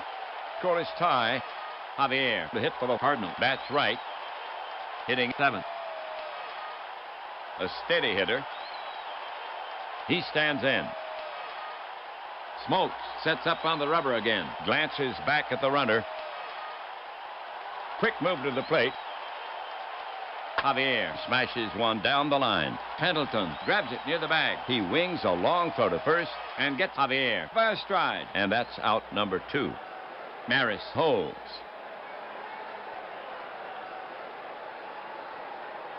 Two down, second inning, 1 on. It's now the port side swinger, McCarver, to the bat. He can surprise you at the plate. Maris on second. McCarver now ready. Get your popcorn and peanuts right here. We got Yeah, so World's Worst Gamer, for a lot of the stuff, no, you don't need a virtual machine. But if you have an older version of Baseball for Windows, so version 5.5 or earlier, and you also have the Fan Park Encyclopedia, there used to be a function in this game where you could create seasons or bring in seasons or create draft leagues like we just did here. For that, you need a virtual machine because in 5.75, they removed the encyclopedia import function because, right, people wouldn't have to buy seasons from them. They would just be created. So, yeah, you would need it. But just to play the game, no. And if you know somebody that can create seasons, you're fine. One thing I also want to show the cards and dice guys. I've shown this a number of times. So let's look at Dave Justice. If I right-click on Justice and do View Card, guess what? There's his card for the APBA Master game. There it is. So I know what a lot of guys have been doing, and there's nothing wrong with this. If let's say you have the APBA game, but you decide you don't want to like do all the rolling the dice and moving, shuffling the cards around. What I'm seeing a lot of guys do is they'll take screen grabs of cards, put them into like Excel or whatever, or move them around, and you could play APBA, but have your cards where you would never lose them. So, and you can just right-click, boom, screen cap, save, and yeah, you're good to go. So this is a new feature in 5.75. And the old way that you had to do it was, and you would see this card, but it's all scrambled up. It works within the game, but now you can actually get the actual cards. So pretty cool for the cards and dice guys. All right, I'm going to mute, but I just felt that needed answering a little bit more thoroughly. And yes, this game is available, version 5.75, $28 on APBA site. All right, guys, enjoy. Olson set. He delivers. Swung on and missed. He struck him out. And it gets away from Olson. He scrambles for the ball. Guns it to first. And gets him by a step.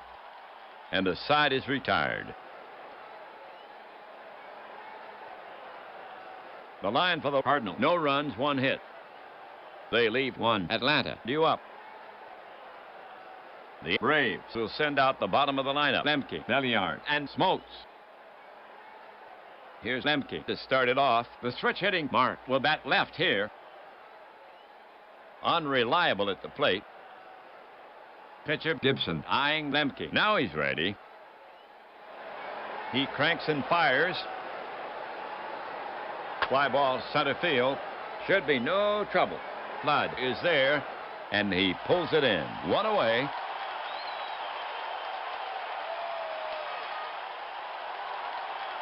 Belliard comes up the bat. Belliard not strong at the plate. Belliard comes up there swinging. Not a patient hitter. Gibson gets set to work on him. The offering. Stroked solidly to left field. Maris is right there and hauls it in. 2 down.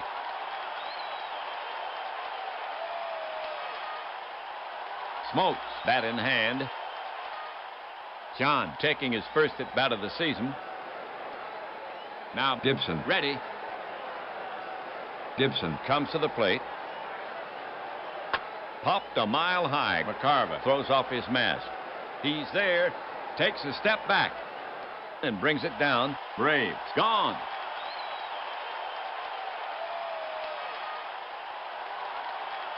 So the Braves go quietly. Still a scoreless tie. We head for the bottom of the 3rd inning. Gibson, Flood, and Maxwell to bat next. Pitcher Gibson to lead it off. Bob taking his first at bat of the season. Batter facing Smokes. Smokes ready. Smokes brings it home. Popped him up. Back at second. Belliard waves off Lemke and gathers it in. 1 down.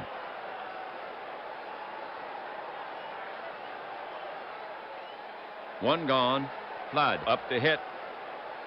He's their leadoff hitter. Flood steadies his bat. Now Smokes ready. He brings it home. Way outside. Flood draws a base on balls. That was Flood's first walk of the season. Maxwell is up next. You can't ignore first base. Flood has the speed to score on a double. Batter ready. Smokes gets set to work on him. Here's a pitch from Smokes. Grounded deep toward the hole. Pendleton just reaches it, and he won't get out to throw. Maxwell rounds first and home. Infield hit for Maxwell. Down with his second hit in this game. Brock is out to take his hacks. Runners at first and second. One out. A trusty bat. Brock steadies his bat. Smokes is on the slab. Checks Flood at second. The runners take their lead. And a pitch. Pop foul behind first. Lemke is over. He's under it and hauls it in. And the runners hold. 2 away. Runners at first and second. The bottom of the third inning. Now Shannon to face Smokes. That's right. In the power slot. Smokes is on the slab. Checks Flood at second. The runners take their lead. He brings it home. Off-speed delivery. Shannon chases it. He's out of there. 3 down. For the Cardinal, no runs on 1 hit. There were no errors. 2 left. They waste the runners. Another half inning gone. 3 in the books here in St. Louis. Still no score in the game. We go to the top of the 4th inning. We're at the head of the order for the Braves. Gibson will face Nixon, Olson, and Pendleton.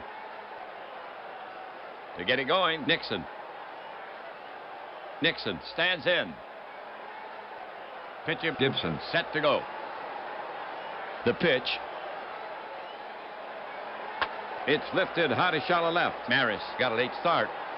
Coming hard. Coming hard. And he makes the catch. 1 down.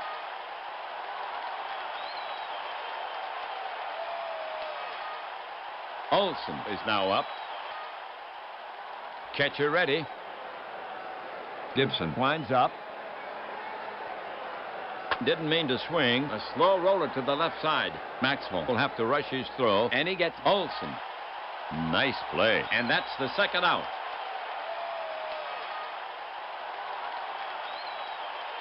Pendleton gets set to face Gibson. He'll bat from the left this time. Now Gibson ready. Gibson now. Check swing. He went around. 3 down.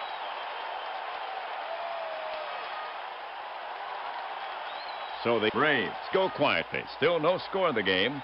We go to the bottom of the 4th inning. Cepeda, Maris, and Javier to bat next. Cepeda to lead it off. Pitcher Smokes set to go. Here's a pitch. Grounded to short. Belliard is there. The throw to first. Gets him. 1 away.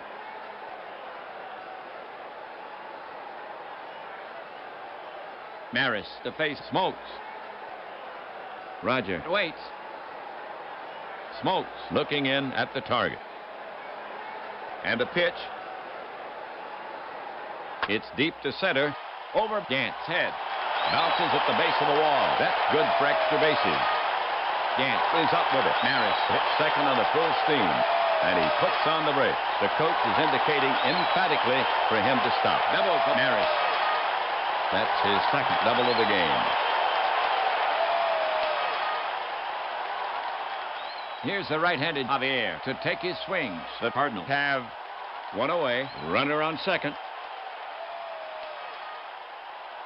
Smokes sets up on the rubber again. Smokes set. Now he comes home with it. A lazy fly ball to left. Javier got under it. And now so does Nixon. It's in the bag. Maris is tagging, but they'll hold him there as the throw comes in.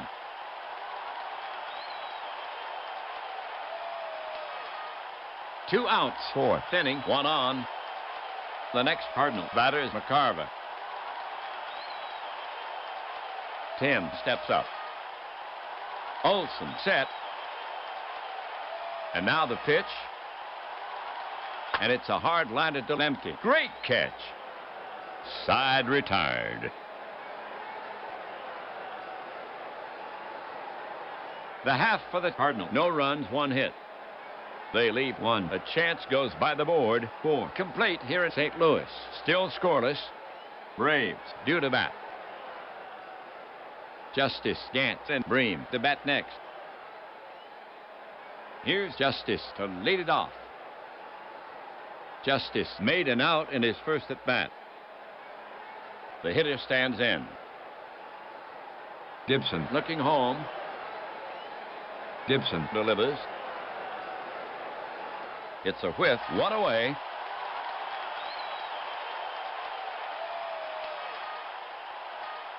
It's now Gantz the bat. He swings from the right side. Gantz made an out in his first at bat. Gibson looking home. Here comes a pitch. Swung on, smashed toward the gap in right center. Flood is racing back. Hits over his head. Off the wall. He's chasing it down. Gantz hits second on a full steam. The coach is waving him to third. Gantz never looked back. He's going for 3 all the way. The relay. And he's out on a close play. He's out trying to stretch it. Score that a double.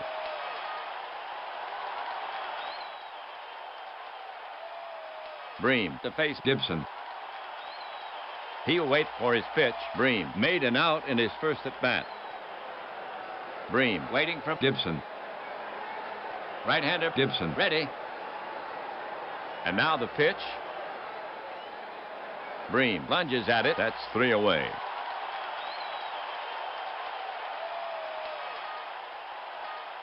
The half for the Braves. No runs on 1 hit.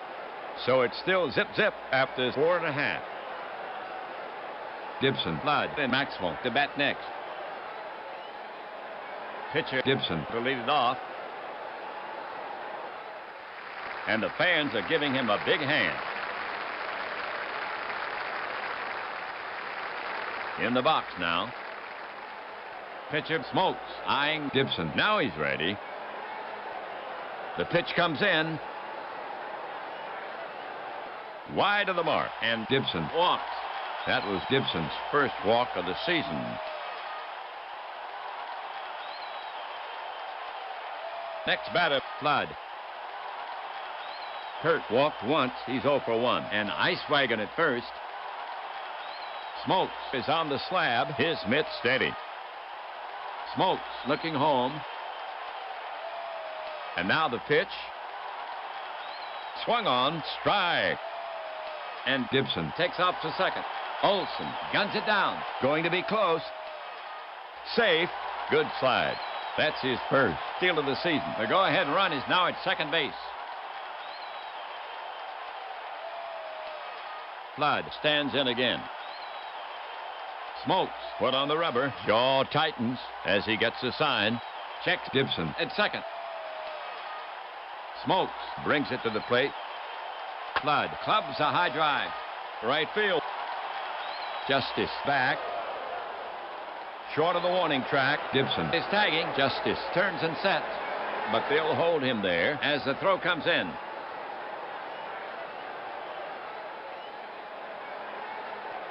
One down, 5th inning, 1 on.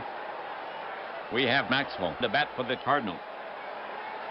Dow has a pair of hits and 2 times. Out on second, Gibson can, well, chug. If he comes home, St. Louis goes ahead. Smokes is on the slab. Olson ready to receive. The pitch. Popped high to the left side. Pendleton drifts back. Back. He stabs for it and makes the catch. 2 down. And Gibson holds it second. Gibson on at second. 2 outs. Brock is stepping up to hit against Smokes. He bats left-handed, hitting third. Lou is 0 for 2. Gibson down at second. If he comes home, St. Louis goes ahead. Smokes is on the slab. Checks Gibson at second. He delivers. High and away, and it gets by Olson. He scrambles. Gibson moves up. The go-ahead run is now on third. So Brock will get back in there. Smokes sets up on the rubber again. Smokes now set. Smokes winds and fires. The whiff. Smokes makes him look bad. And Lou is checking out the weather. And Gibson is stranded. That's 3 away.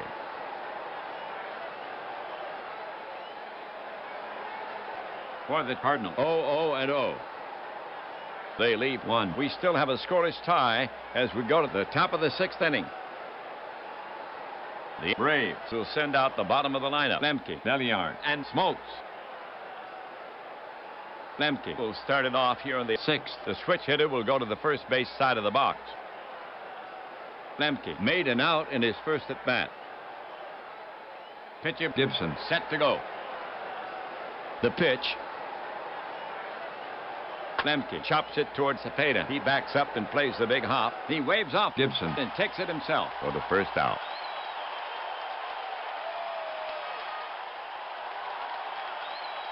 Belliard up to hit. 1 away. Belliard 0 for 1. Belliard does not reach a lot. Belliard steps up to the plate. Right-hander Gibson ready. He cranks and fires. Strike 3 on the outside corner. Gibson slipped one by him. 2 away.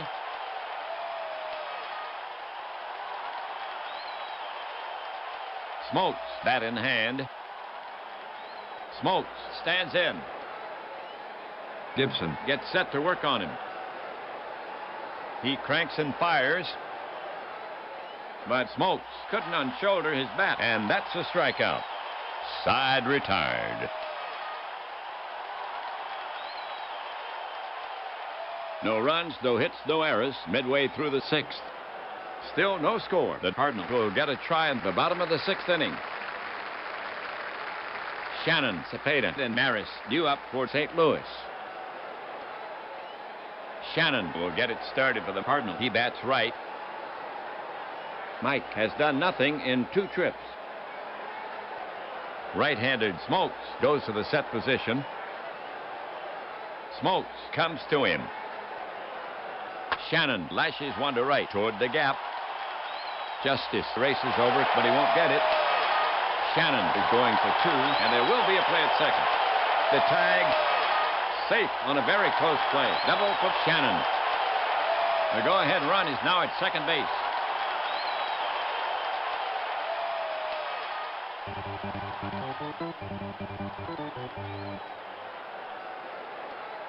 Now Cepeda to face Smokes. Bats right. The Cardinals have no one out. Shannon on at second. Scoreless tie. Orlando is hitless in 2 at-bats. Shannon takes his lead off second. If he scores, the Cardinals take the lead. Smokes climbs the mound. Checks Shannon at second. Smokes cranks it up.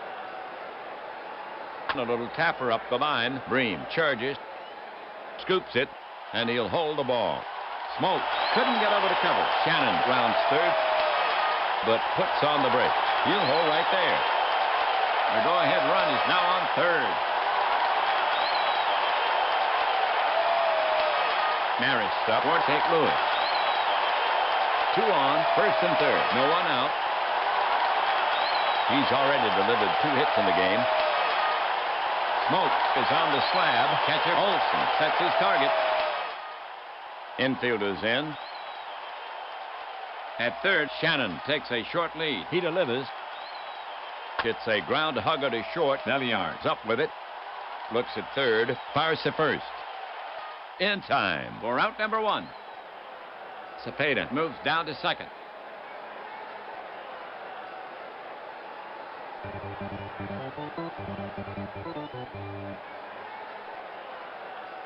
Okay, 1 down, 2 in scoring position for St. Louis.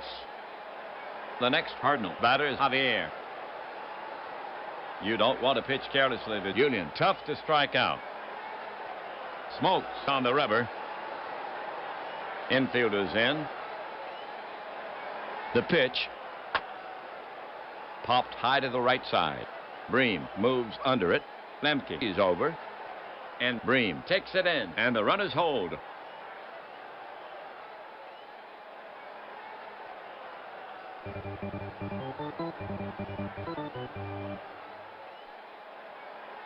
All right, for St. Louis. Runners at second and third. 2 gone. The bottom of the 6th inning. It's now the port side swinger, McCarver, to the bat. He can surprise you at the plate. Smokes is on the slab. Shannon steps off third. Smokes comes to him. It's grounded into the hole. Naviar dives, and he spears it. He's on his feet to first, and just gets him. The line for the Cardinal. No runs, 2 hits, no errors. They leave 2. They waste the runners. Still no score. The Braves will get a try in the top of the 7th inning. We're at the head of the order for the Braves. Gibson will face Nixon, Olson, and Pendleton. Nixon to lead it off for the Braves. Nixon has done nothing in 2 trips. Nixon steps up to the plate. Catcher McCarver sets his target. The pitch. Nixon tries to drag one, but Gibson is able to reach it. Shovel stuffs Cepeda, hustling back, and that's all for Nixon.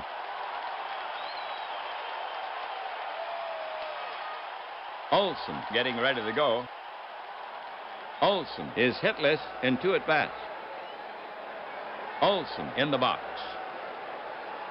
Pitcher Gibson eyeing Olson. Now he's ready. Now the pitch. Wide of the mark, and Olson walks. And that's the first walk issued by Gibson. That was Olson's first walk of the season.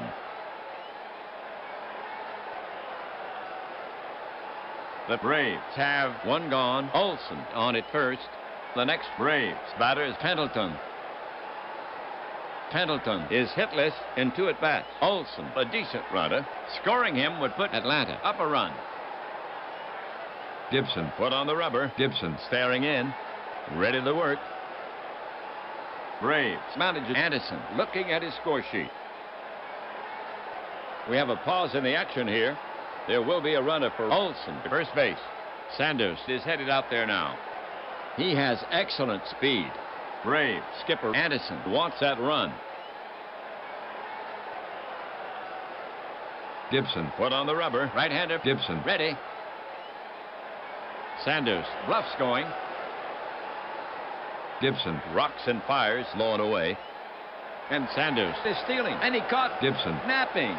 The peg tags him. Safe. The hand got in. That's his first steal of the season. The go-ahead run is now at second base. Pendleton ready to take on Gibson again. Gibson sets up on the rubber again. Checks Sanders at second. Sanders moves another step away from second. The pitch taken. Strike. Sanders is trying for third. They'll have trouble stopping him. McCarver with a quick release. Nails him. McCarver got rid of that ball in a hurry. 2 down.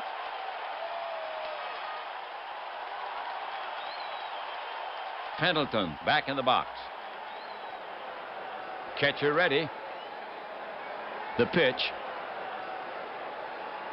Pendleton piles into this pitch. That could be trouble. Brock races it to the wall. Back. It's history. Home run for Pendleton.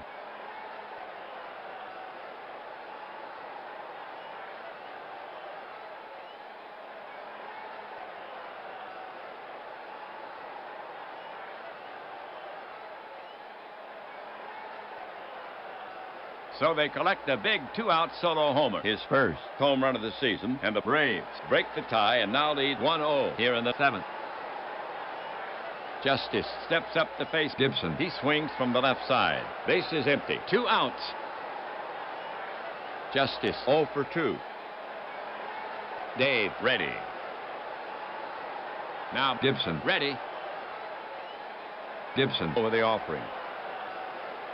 High and tight. The ump says ball 4. And Justice will get down to first. And that's only the second walk issued by Gibson. That was Justice's first walk of the season.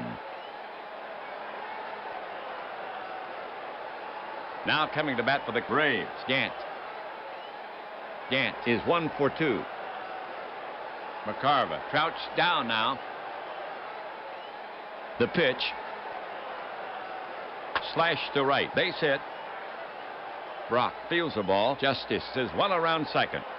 They're waving him on, and he gets over to third as the throw comes in. And Gant is on with a single run with his second hit in this game. Two away, 7th inning, 2 on. Next up, Bream. Gibson prepares to come home. Gibson comes home. Low and away, and the steal is on.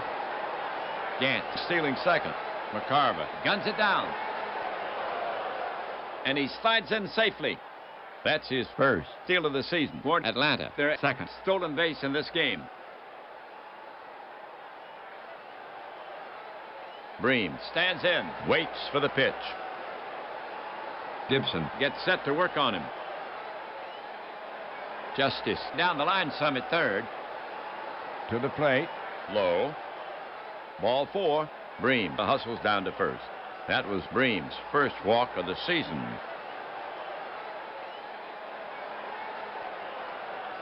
Base is choked. Lemke walks up. Batting left against Gibson. Mark does not get extra base hits.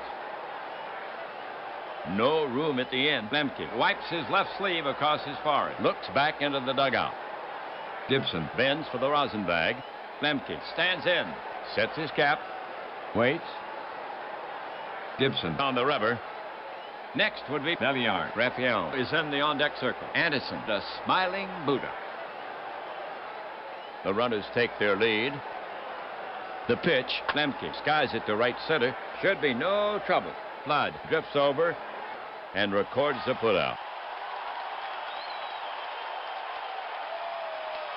For the Braves, 1 run on 2 hits, no errors. They leave 3. They break the deadlock. The score now stands 1-0 Braves as we head for the bottom of the 7th inning. Okay, folks, on your feet. Take a break for the 7th inning stretch.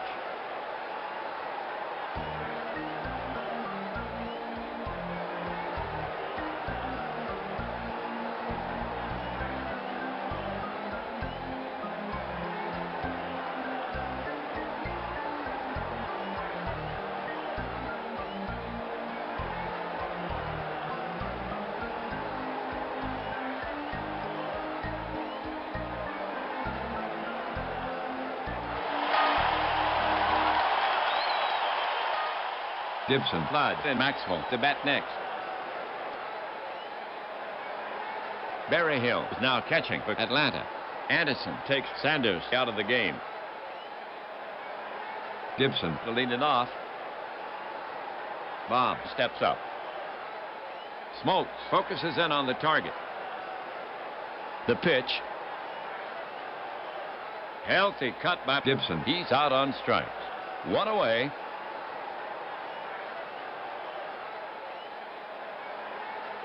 One gone. Flood is stepping up to hit against Smoltz. He's a right-handed batter. He's the top of the order. Kurt steps up. Pitcher Smoltz eyeing Flood. Now he's ready. He brings it home. It's a whiff. A pair of strikeouts for Smoltz here in the 7th. 2 down.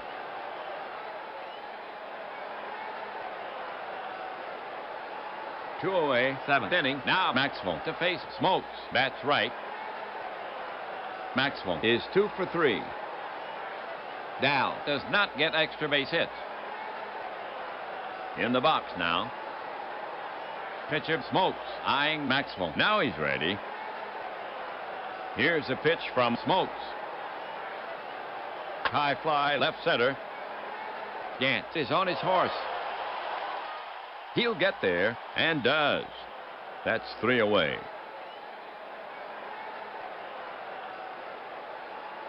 So the Cardinals are retired in order. We've played 7.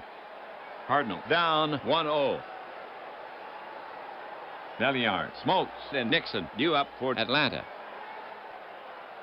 Belliard to lead it off for the Braves. Raphael does not get extra base hits. Belliard has done nothing in 2 trips. McCarver ready to receive. The pitch comes in. Grounded to short. Maxwell is there. The throw to first. Gets him. 1 away.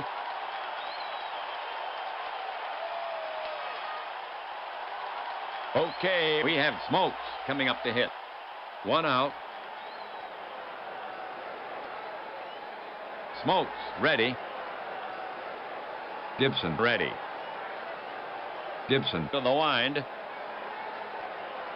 Right in there. He's called out on strikes. 2 gone.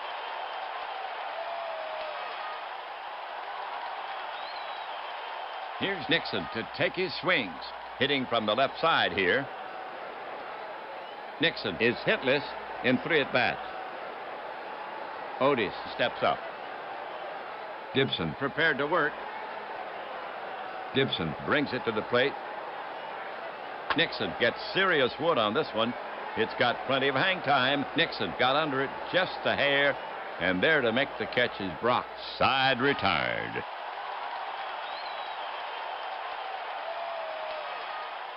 So the Braves go quietly. Cardinal trailing by 1 as we go to the home half. The Cardinals now send up the heart of their order to face Smokes. The 3, 4, 5 hitters. Brock, Shannon, and Cepeda. Brock will get it started for the Cardinals. Lou 0 for 3. Brock is struck out twice. Smokes sets up on the rubber again. A standing room only crowd at St. Louis exhorting Brock. The pitch comes in. Hit in the air to left field. Nixon glides back. Plenty of room. And he covers it. 1 down.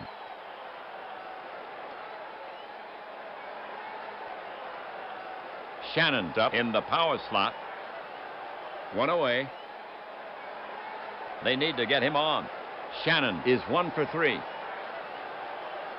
Smokes sets up on the rubber again. The right-handed hitter, Cepeda, on deck. The St. Louis crowd spurring on. Shannon, pitcher unperturbed. The pitch. Fly ball center field. Gant roams back. Plenty of room. And he brings it down for the 2nd out.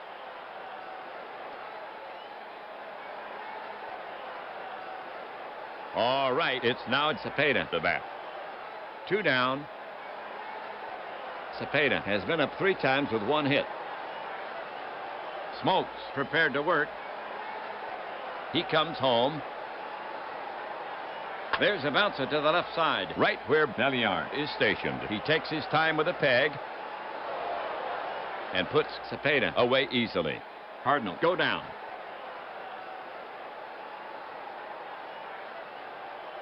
The Braves retire the side in order. The score still 1-0. Cardinal trail. Gibson will now face the Braves artillery. Although the caliber of the guns has changed, Berryhill, Pendleton, and Justice due up. Berryhill getting ready to go. He has a hill to climb in. Gibson. Right-handed Gibson goes to the set position. Gibson into his motion. Delivers. Half swing. Yes. Berryhill going too far. Out on strikes. 1 down. 1 out. 9th inning. Pendleton the hit. Already has a homer in this game. His first. Pendleton is 1 for 3. Terry waits. Now Gibson ready. The pitch. That's skied to right center. Medium deep. Flood roams over. He calls. Can of corn. Two away.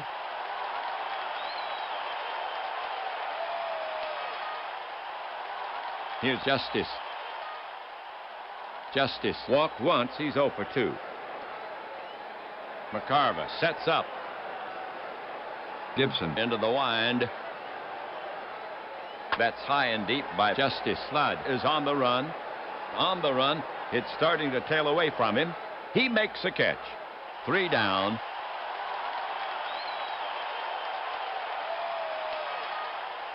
So the Braves go down 1-2-3. We've played 8 1/2. Cardinals still down by 1, and they'll try to get it back coming up. Maris, Javier, and McCarver due up for St. Louis.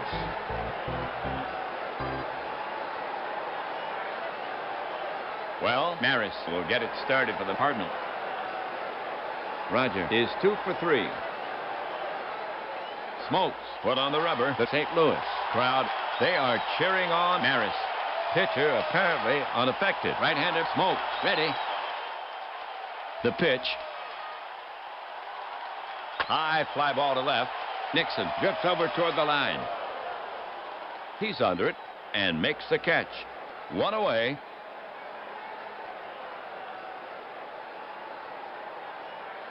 Here's the right-handed Javier to take his swings. Union 0 for 3. Union has been a reliable hitter. The batter stands in, knocks the bat handle twice on the plate. Waits. Smokes put on the rubber. The St. Louis crowd exhorting Javier. Now Smokes ready. Smokes into his motion.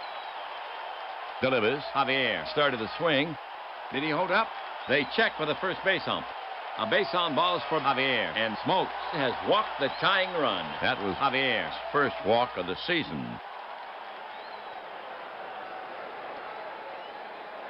Well, here we go. It's now McCarver the bat. Javier down at first, 1 away. Tim 0 for 3. Javier will take a big lead. He has the speed. He's the tying run. McCarver wipes his left sleeve across his forehead. Smokes has asked for a new ball. He's rubbing it up. The ump using his broom to clean off the plate. McCarver in the batter's box. Knocks the bat handle twice on the plate. Waits. Smokes sets up on the rubber again. Unlikely that Gibson will bat next. Now glances at Javier. Space on the right. Javier leading off. Smokes comes to the plate. Cut on. Grounded hard to short. Scooped by Belliard. Throws quickly. Out at second. Over to Bream. For the deuce. And that's it.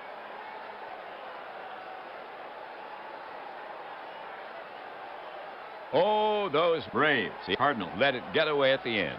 The Braves add a 1-run victory to their record. The uncertainty is ended. Smokes has the shutout. A complete game. And a beautiful 6-hitter. That's his first shutout of the season. Not the outcome hoped for by the St. Louis fans. Here's the line for the Braves. A run on 3 hits. No errors. They leave 3 for the Cardinals. No runs on 6 hits. No errors. And they leave 8. Smokes gets his first win. Gibson takes his first loss. So the Braves gain a step for the Braves. Overall, they now stand at 1-0. With this win, they move into undisputed first place. The Cardinals. Overall, 0-1. In the next game, the Cardinals will have another try. That's it for this time. Until next time, Ernie Harwell and WAPBA leaving you from St. Louis. Final score? Atlanta Braves 1, St. Louis Cardinals 0.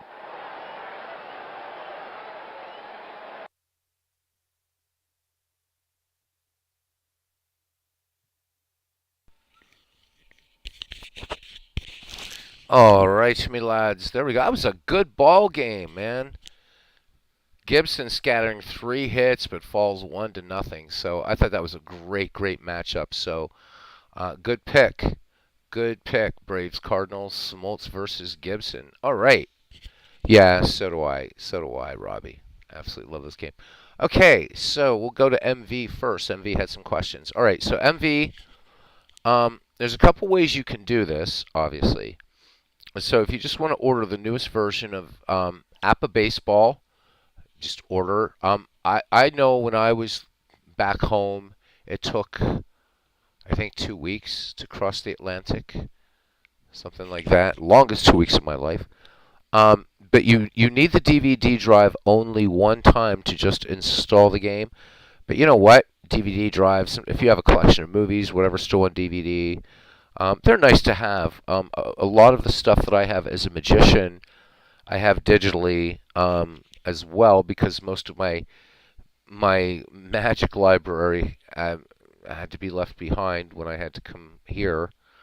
So I was able to recover most of my collection digitally. So I get some decent use out of my DVD drive. But you know what? To be able to play, I mean, it's a drag that APBA doesn't do a digital distribution of the game. They really need to come into the 21st century. So yeah, you're going to have to invest in the drive, unfortunately. As I said, if you have a mate that has one lying around. As far as season import and stuff like that,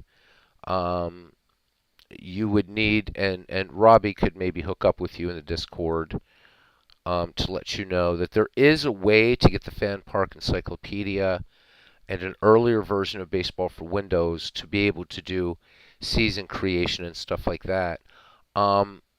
It just takes mounting a couple CDs, as an ISO image or whatever. Or the ISO image is there, so you just have to mount them. If you don't want to go that way, I can hook you up with some stuff I've created. And it does come with 3 seasons out of the box and stuff like that. So you won't have a lack of things to play. So you won't need a DVD drive. Obviously, it's USB, but really super simple to do. And just install it, and you never need the DVD drive again for the game, because everything will be installed to your hard drive. And it's about, I don't know, 3.5 or 4 gigabytes in size, so it's not really that bad. So to Aaron, what we'll do sometime, if you really want to do some color commentary, I'll do play-by-play. We've got to get you into our Discord. That would be the best way to do it. The other way to do it is just through StreamYard, but we wouldn't have game sound, and I think game sound really, really adds to the experience. So we'll coordinate that. I'm always looking for people to come on and do some color, or just come on and talk when I'm announcing a game, because it gets really boring just being the only one talking. Also, Aaron, hopefully, since you're just such a huge baseball fan, as we all are, we are going to have a chat coming up titled Why We Love Baseball. We can talk about baseball gaming, but I wanted to talk more about the game, its history, whatever you guys want to bring in. I'm trying to, as many people that want to come on a stream for that. All I do is send you an email to a link to the chat, bring you in, and you're live at the same time as I am. So do keep that in mind. That's coming up soon. You can burn a disc as well. It was easier for me to just mount the drive, but whichever way you want to do it.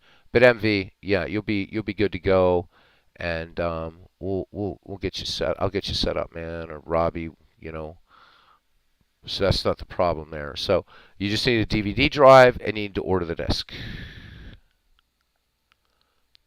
Robbie, would you please do me a favor and put a link to the Discord server for Aaron so that he can join our Discord?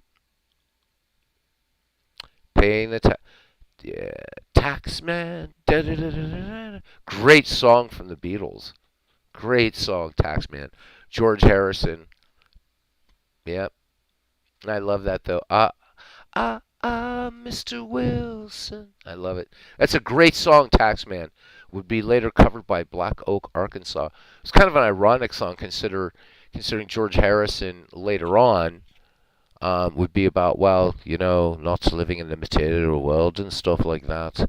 But back then, he was absolutely blown away. You got to remember, all 4 of the Beatles, unlike the Stones, the posers, So the Rolling Stones came from actually very well-to-do families and middle-class families from London, very posh. The Beatles were working class, Liverpool toughs. I mean, they were. It's kind of funny. So Brian Epstein cleaned them up, and we'll get to more baseball in a second. Cleaned them up, and everybody thought, oh, the Beatles are the safe guys. The Beatles used to get into brawls with what used to be called the Teddy Boys. These guys were a bunch of, I don't know, sort of street gang types or whatever. And in fact, their original bass player, Stuart Sutcliffe, got in a bad fight, was kicked in the head, and would eventually die of his injuries. So the Beatles coming from and MV will tell you guys this. Liverpool is a tough, tough city. But yet, so what Andrew Oldham did with the Stones is he kind of dirtied them up. But the Stones come from posh. Mick Jagger used to sing in his church choir. I don't think you would find John Lennon, Paul McCartney, George Harrison in a church choir. And Ringo was Jewish. So you weren't going to find those guys. They were not choir boys, the Beatles. They were, in fact, Lemmy, may his memory be eternal, from Motorhead, talks about the Beatles. They were the real deal. Another guy who surprisingly respected the Beatles was Sid Vicious. He called the Stones posers. We said the Beatles were really the first punks, and they were, man. Slick back hair, leather jackets, doing 10-hour gigs at the Reeperbahn in Hamburg, Germany. And if you've ever been on the Reeperbahn, whoa, baby. Everybody talks about the red light district in Amsterdam. That's nothing. The Reeperbahn is, oh my God. Anyhow, just MV talking about the taxman made me think of the Beatles and all that kind of stuff. So these working class kids, and Harrison was like, that's why they got nailed big time on taxes. So, yeah, tough areas. Yeah, show them around the dingle. No, thank you. Okay, so Aaron, a link for the Discord is in there. You can come in, talk baseball. You want to post some YouTube things about video stories, interact with everybody. So we originally set it up for our Ned McGreevy 19th Century and Dead Ball League, but it's kind of turning into just a sort of general baseball gaming and general baseball thing. So come on, introduce yourself. Tell us just a little bit about you as far as baseball teams you like, maybe other hobbies, whatever, and just engage, man. It's good stuff. Let me see. Robbie says, one question I do have is when I import players from Encyclopedia, are the ratings the players end up with random? No. No, no, no, no, no. There's nothing random about APBA PC baseball. Just like there's nothing random about Action PC. Unless you play like the alternate thing, then it does an algorithm. There's nothing. All right. So, Aaron, welcome to the Discord. And we'll all be messaging you hello and all that kind of stuff.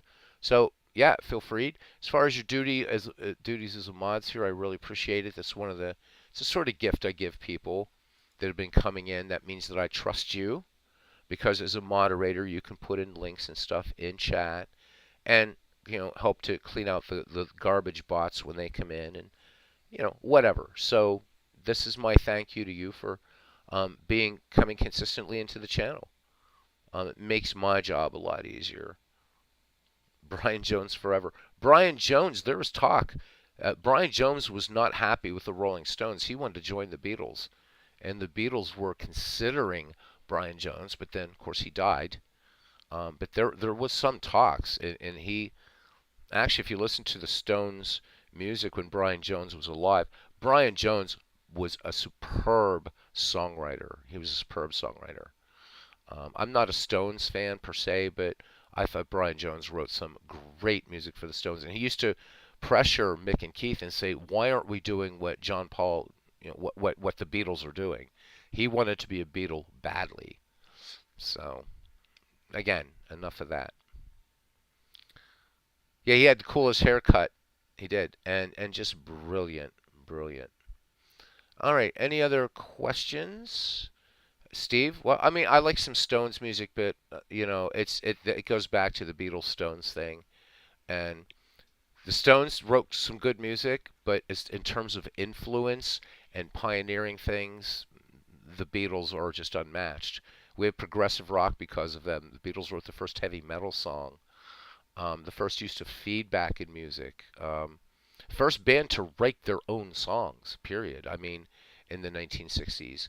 You know, Buddy Holly and the Crickets wrote some of their stuff, but the Beatles really broke it out. And to me, they are the GOAT. My second favorite band is Pink Floyd.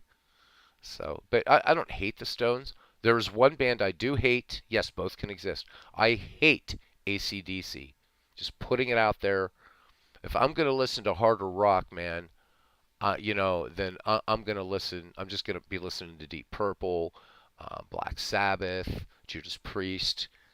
AC/DC to me is so. There's just respect Angus Young and his, as a lead guitarist, his brother is no longer with us, though. Malcolm, probably one of the great rhythm guitarists in rock, but just putting it out there, man, I hate AC/DC. In fact, when I'm in cover bands, right, I tell them the one band I will not sing is AC/DC. I hate them that much. So, amen. Kinks, awesome. Kinks are an awesome, awesome band. Oh my God. All right, MV, ready to pull the trigger on APBA. Nice. Don't worry about seasons, man. Wait, I mean which one? There is only one. You want Baseball for Windows 5.75. Do I know Fields of the Nephilim? Why does that sound familiar to me? Forever Remain 90.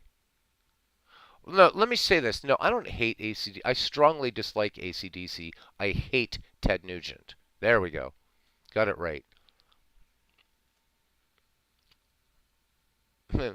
Steve Tate's waiting for his BBW disc to show up. Yeah. Oh, some updates that were confusing you? Well, they shipped when I was back. They shipped in Ireland. They shipped to the Netherlands. I don't know why they wouldn't ship to the United Kingdom. Because I mean, you guys still own part of our country, and I know it's not your fault. But those 6 counties, they belong to Ireland. But yeah, I don't see why they wouldn't. They ship to the Netherlands and they ship to Ireland. So yeah, I mean, just the latest update. Just get the latest version of the game. But you want to get want to get the disc 5.75, and you can always just patch it if you want. So there should be a link just for the game itself. I'll pop that in the chat for you. All right. 1 second. Always, always glad to help a new adopter of this brilliant game.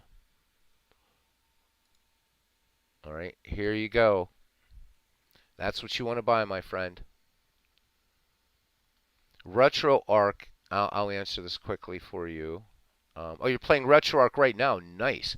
So what RetroArch is, Robbie, is it's an emulator, so you can play old arcade games and stuff like that. So this drive that I was talking about that MV bought, he bought the Kinhack one. I have a Kinhack one, but I also have this one, JM, I forget whatever it's called. So like Batocera, RetroArch, all those things, these are ways that you can play arcade games, older PC games, console games. So like Sega Genesis, Super Nintendo, Sega Master System, Atari Jaguar Lynx, Atari 800, Commodore 64, oh my God, Atari ST, which had 3 billion games out for it, but a terrible, terrible operating system. So that's what it is. That's what it is. So Aaron is a retro gamer. Dude, awesome.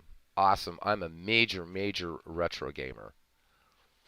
So, yep. A lot to choose from for what, MV? For APBA?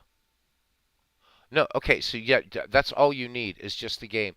Don't worry about the seasons. I mean, if you want to buy a couple seasons, I mean, you could if you wanted. But yeah, so I'm gonna send you some stuff that that I have that I've created that APBA doesn't sell. All right, and you'll have including this league we're playing with right now, MV. I'll send that to you. Yeah, you know a guy who knows a guy. Good. All right. Good, good, good. Yeah. So here's what's coming up here in a few minutes, guys.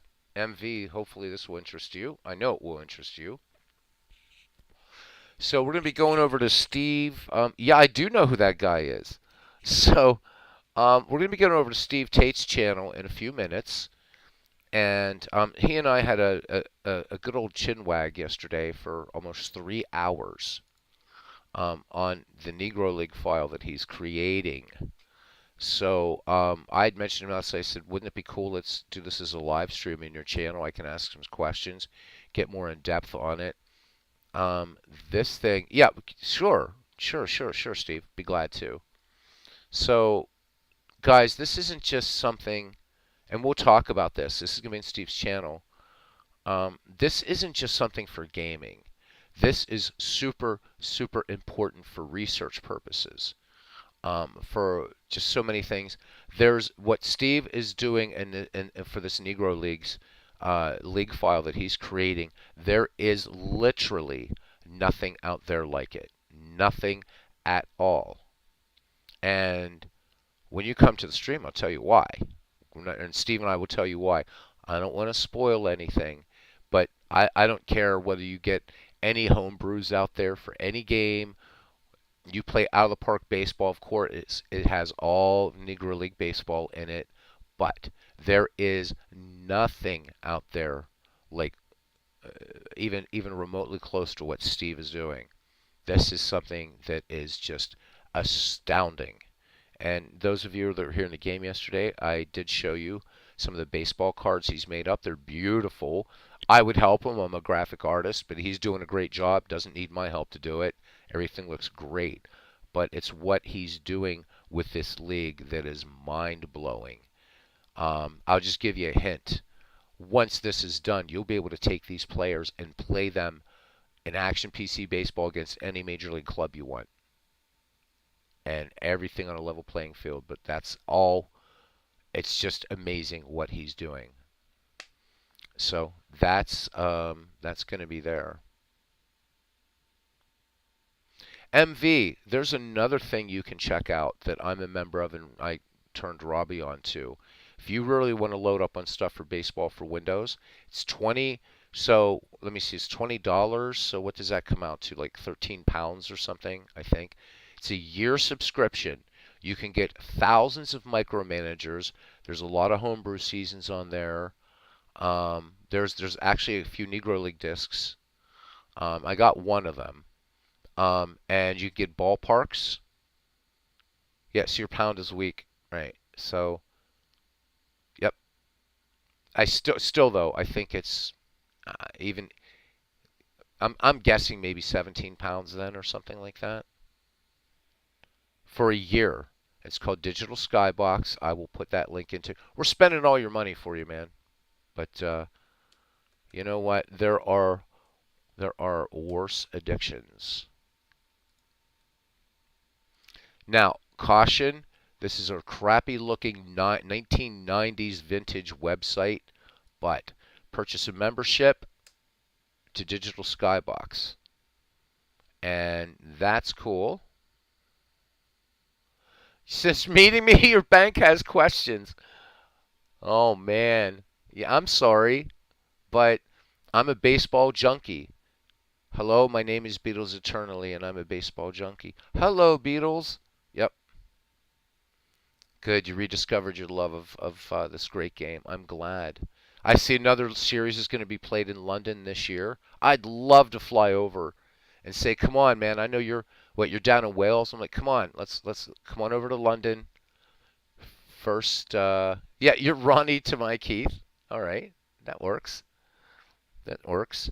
But oh man, that would be amazing. Come over there in June and say, come on over from Wales. First few pints are on me. It'd be a blast. Because I know you can get Guinness all over the UK, but I'm not against trying some good British stouts as well. As long as they're stouts, man. I don't drink beer you can see through. So, anyhow. And also, man, I can't find.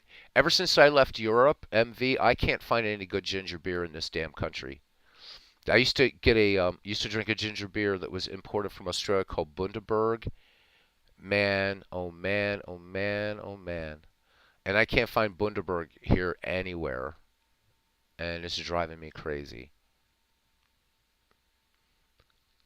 Red Stripe beer, I'm good. I'm good.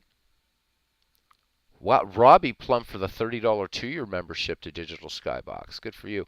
One more free site I'm going to send to you, MV, for you to get a lot of ballparks and some micromanagers. So your bank should be happy with this one. All right. This one's nice. APBA is what I want. So get to yeah, there we go. There's a lot of stuff on here. And what you will find on Digital Skybox, MV, is you will find a 4.0 version of Baseball for Windows and the Fan Park Encyclopedia. That will allow you to create your own seasons. And both Robbie and I can walk you through the process. Robbie's getting good at it. I've been doing it longer, but he seems to have a handle on it now. They're free. And that's on the Digital Skybox site. Okay, that one's paid, but the one that I just put in there for you, MV, is free. And it has, you're probably already looking, has data disks for baseball, managers, ballparks, some utilities. In fact, they just added Field of Dreams as one of the baseball fields in Baseball for Windows, which I have not downloaded yet. If you have any of the other APBA games, there's stuff there as well. But Fenway, Kauffman Stadium, Miami Marlins Ballpark is in there now. Ballpark at Arlington, Miller Park. Just there's a lot of stuff on this APBA. The Nationals Park is in there. RFK Stadium, if you want to do something older. Petco. Just a crap ton of ballparks, man. You're going to be able to load up. So you do not need to buy ballparks from APBA. Oh, it didn't. Oh my God, did it ask for state? Okay, so, all right, yeah, I remember this now. I'm sorry. So what you're going to have to do is write to their customer support, say that you're ordering from the UK. Is there a country, but when, what did I put in there when I ordered this? Shit, let me look. What did I put in? Because I was able to do it without a hitch. Let me see how I did this. Check out. I actually don't want to buy it again, but shipping information. So country, what did I do? All right, so United Kingdom. I don't think you have to put state. I think if you just do your first name, last name, your street address, I think they can pick it up by zip code.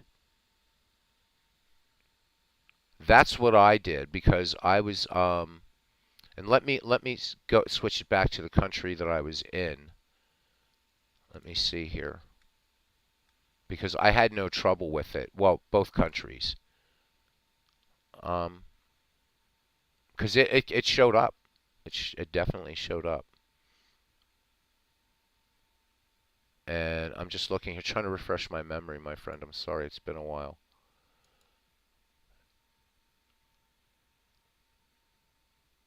Yeah. Yeah, so what I did was my first name, last name. So I'm trying to remember what was my address in Holland? It was like 1500s. Blah blah blah. And then for the city, I just put Capella and Denisel. In the state, I put Zuid-Holland because that's what it is. It's Zuid-Holland.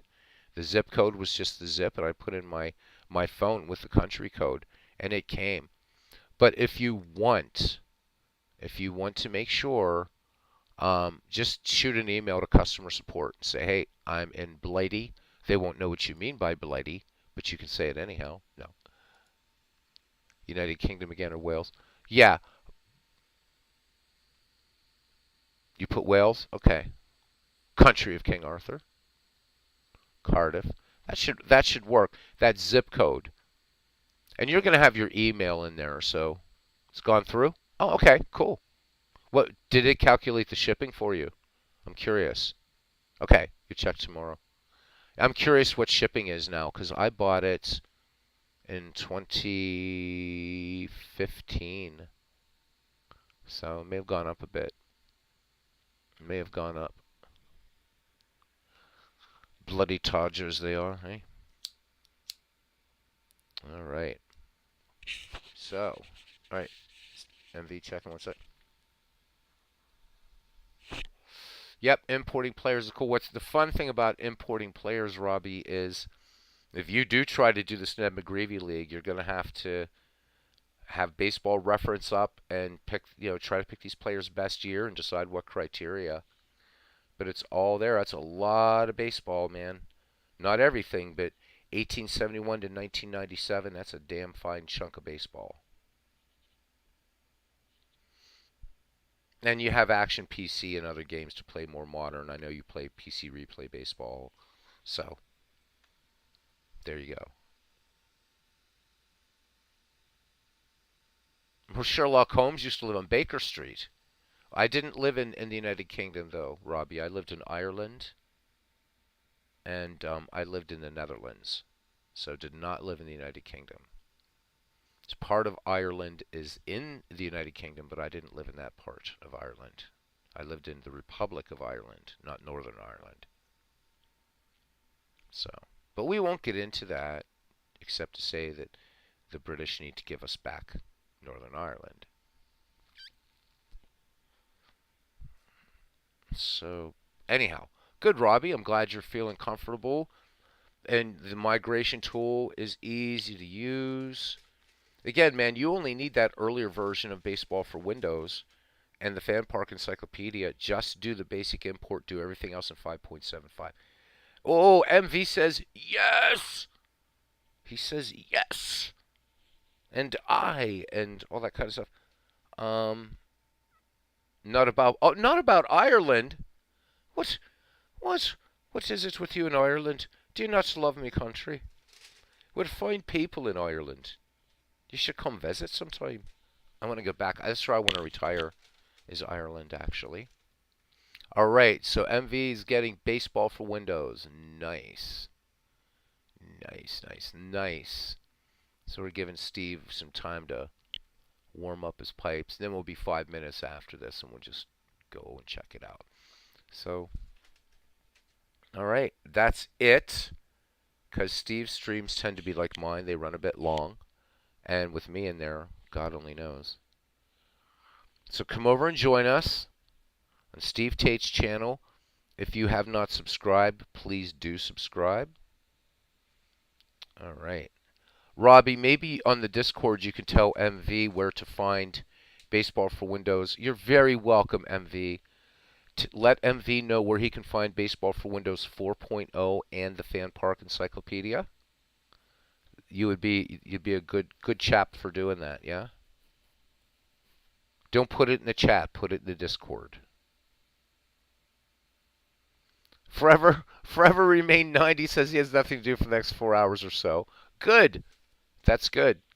Because I don't know if Steve's still in here. We're going to try to talk Steve into doing a game afterwards with one of his 5-year franchise files. We're going to try. But I don't know whether Steve's feeling the mojo or he wants to just keep creating these seasons. He's so deep. Steve's here. Damn it. Now he knows what I'm up to. Try to talk you into a game, dude. Easily swayed as well. So guys, yeah, this could be a lot of fun. So Steve, I guess we're going to do this over Discord. Probably better than Stream, because StreamYard, sucks and blows, right? As soon as Steve's ready, we'll just close out and go, man. All right, Steve has some time. MV wonders if we should have a sweepstakes. We'll have a sweepstakes here and see if MV gets his Baseball for Windows disc before Steve Tate does. Discord for audio. All right, Steve, when you're ready, or I can close this off and you just want 5 minutes to kind of breathe before you have to deal with my madness. we'll do this. It's going to be a lot of fun, guys. And Steve's an excellent, excellent teacher, and I'm going to ask idiotic questions, so be prepared. Be prepared. Do subscribe to the Steve Tate channel. And Aaron, don't know if you're here, but if you are, please come on over and join us. I think you'll enjoy the discussion. While you're playing some retro Arc, it'll be fun. Cool. So MV, Robbie's going to help you out. Oh, you're finishing up Mule Subtles? All right. We'll let you finish up Mule Subtles, and then we're going to come invade you. That didn't sound right, did it? We're going to invade your channel. We're not going to invade or violate you. How's that sound? So, Robbie, you're going to be a good lad, right? And help MV find Baseball for Windows 4.0. Which you'll be able to play some Baseball for Windows right off the rip once Robbie helps you with that. Fan Park Encyclopedia. MV, you'll be good to go. Although, oh, whoa, hang on, no, because you know what, MV, to use those utilities, you're gonna have to do a virtual machine. So maybe instead, since you know a guy who knows a guy, do it that way if you don't want to mess around with a virtual machine. Yeah, that's only going to work if you have a virtual machine, but maybe Robbie can help you with that as well. So Fan Park Encyclopedia was put out by Stats Incorporated. It was called the Bill James Fan Park Encyclopedia.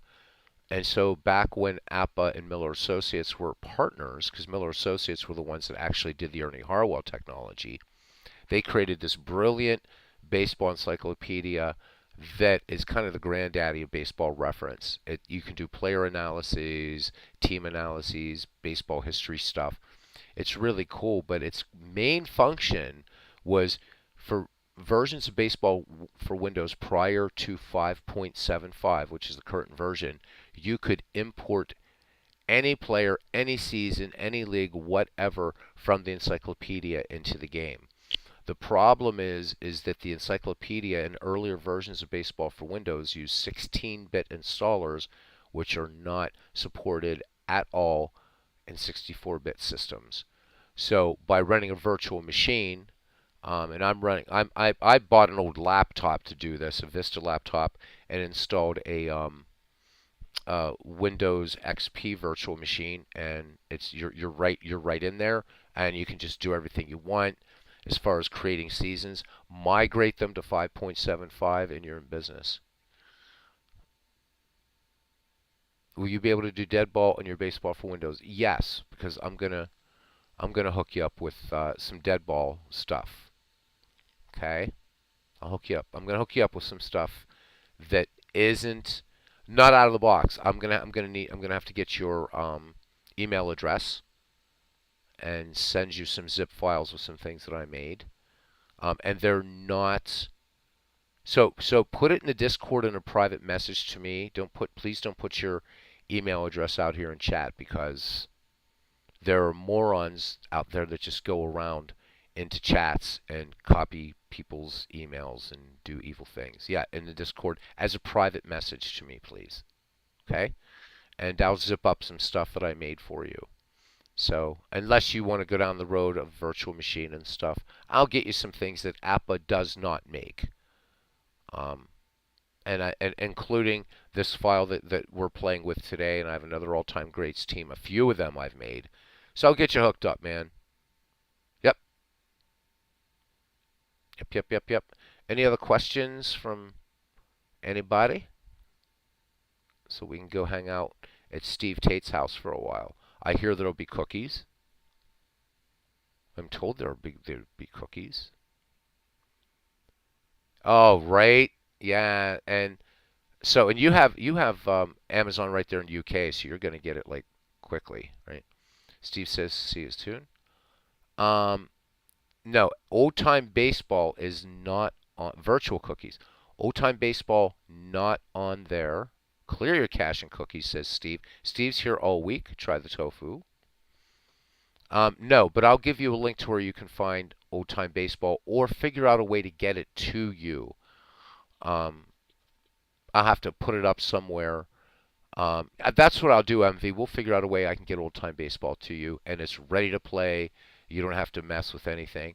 And it's got everything from 1876 to 1981. And it's fun. It's a flawed gem, but it's fun.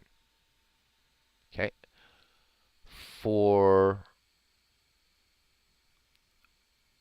Robbie Wartburg says for NML. What are you talking? What's NML? What are you talking about, Robbie? What's NML? I have no idea what NML is. Is that the National Manatee League? Is that the non-masticating, which means to chew? Yeah.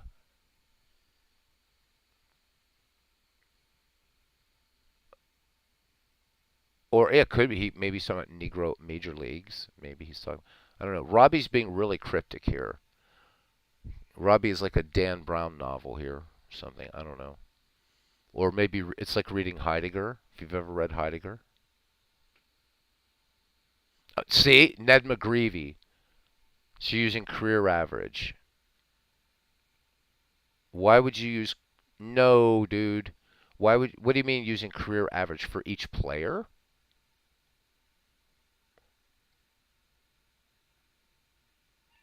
I wouldn't. I wouldn't. Because that's the same as using Strat PC's career historical disc, which is a pile of shite. Steaming shite at that. Pick the player's best season, man. Just go to... Trust me. Because if you're using career averages, it's not going to be accurate, and the game might just not like it. I wouldn't use career average. Pick their best year. Easy to do. And you know what? It may turn out a little bit different than the Ned McGreevy League, and that's fine. But use baseball for reference. Select a criteria. Don't use home runs. Obviously, for dead ball baseball, you don't want to do that. Look for guys with position players that can steal, that are fast, whatever. And the usual suspects. Work off of the rosters that we already have existing in the league and what you have in your league, right? To get the players' names, and then just look. Just look. Baseball Reference is your friend. The career average stuff is not... One of the reasons why the career historical disc doesn't work with Strat, and if you figure it out statistically, you get a player's first and last year. So, like Babe Ruth in 1936. I mean, really? Right? Or 35. What year was his? 1935 was the last year of his career. He played with the Boston Braves. Right? Well, he only hit a few home runs. And believe it or not, those numbers and those low batting averages, if you look at Lou Gehrig in 1939, it's going to yank that down a bit. I think it's better to pick a player's best year. But that's me. And that's why the Baseball History Collection Action PC is brilliant. Because Dave, and the Diamond Mine thing too, because they're taking a peak slice of the career of the player's career. So you're trying to get the best of that player, not his entire career. And that's why I don't like... I bought the career historical disc when I was still playing Strat PC, and it was just yuck. It was just not cool at all. And I actually had it at the same time as the Baseball History Collection for Action PC, and the difference is night and day. But you're a smart guy, Robbie. You're a smart guy. Pick what you feel was the player's best season. And some guys are going to be easier or harder because Wagner had so many great seasons. Eddie Collins, so many great seasons, whatever. That would be my advice. Certainly do what you want. It's your version of the league. But I hope you do, buddy, and I say this kindly, and I do mean this kindly, do try to keep up with the Diamond Mine one because people are really anxious to see how that works out. Please don't let that go by the wayside. You got a good start on it, all right?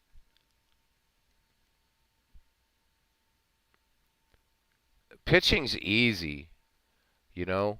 Pitching is really, again, beyond... you know, you could earned run average. Easy way to do it in baseball for reference. Look at a season that has all kinds of black going across from the year. That's what they led the league in. That'd be an easy way to do it, right? Dead ball's no different than any other era. What are you going to look for a pitcher? Somebody who doesn't give up a lot of runs. You know, so Rube Waddell, of course, was a great strikeout artist. Pick the year that he had the most strikeouts. Walter Johnson, shutouts. Pick the year that he had the most shutouts. You know, a lot of it's judgment calls that Steve will tell you that he's creating, you know, along with intense research. You know, you kind of do have to make a few calls here and there. And there's a better way. It's a great way to learn the history of the game, right? You'll love it, man. All right? But please keep up on the Diamond Mine League if you can. Please, please, please. Because people are really, really... We want to compare and look at how things play out between Diamond Mine, Status Pro, and Action PC. I think that would be really cool.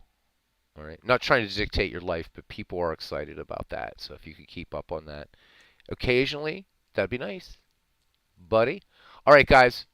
That's it. We're on our way to Steve Tate's house, man. So, hopefully most of you will make it, if not all of you, right? And that's it. I talked way longer than I wanted to, but if it helps some people, then that's good. All right, see you guys around the batting cage. Hopefully tonight we'll do another game in the Ned McGreevy League. And that's it. Appreciate everyone. Robbie Wartburg, MV, Steve Tate. Forever Remain 90. Awesome Nick there. We didn't have a lot of chatters in here today. So Aaron Reed, of course. Can't forget Aaron, newest member of our Discord. Let's make them all welcome there, guys, please. And I always want to make sure Midlife Crisis isn't in here because I always have to say his name twice if he is. World's Worst Gamer hung out with us for a while. And even though he wasn't here, thanks to Midlife Crisis anyhow. See you guys at Steve Tate's. I appreciate each and every one of you. I truly mean that. See you around the batting cage.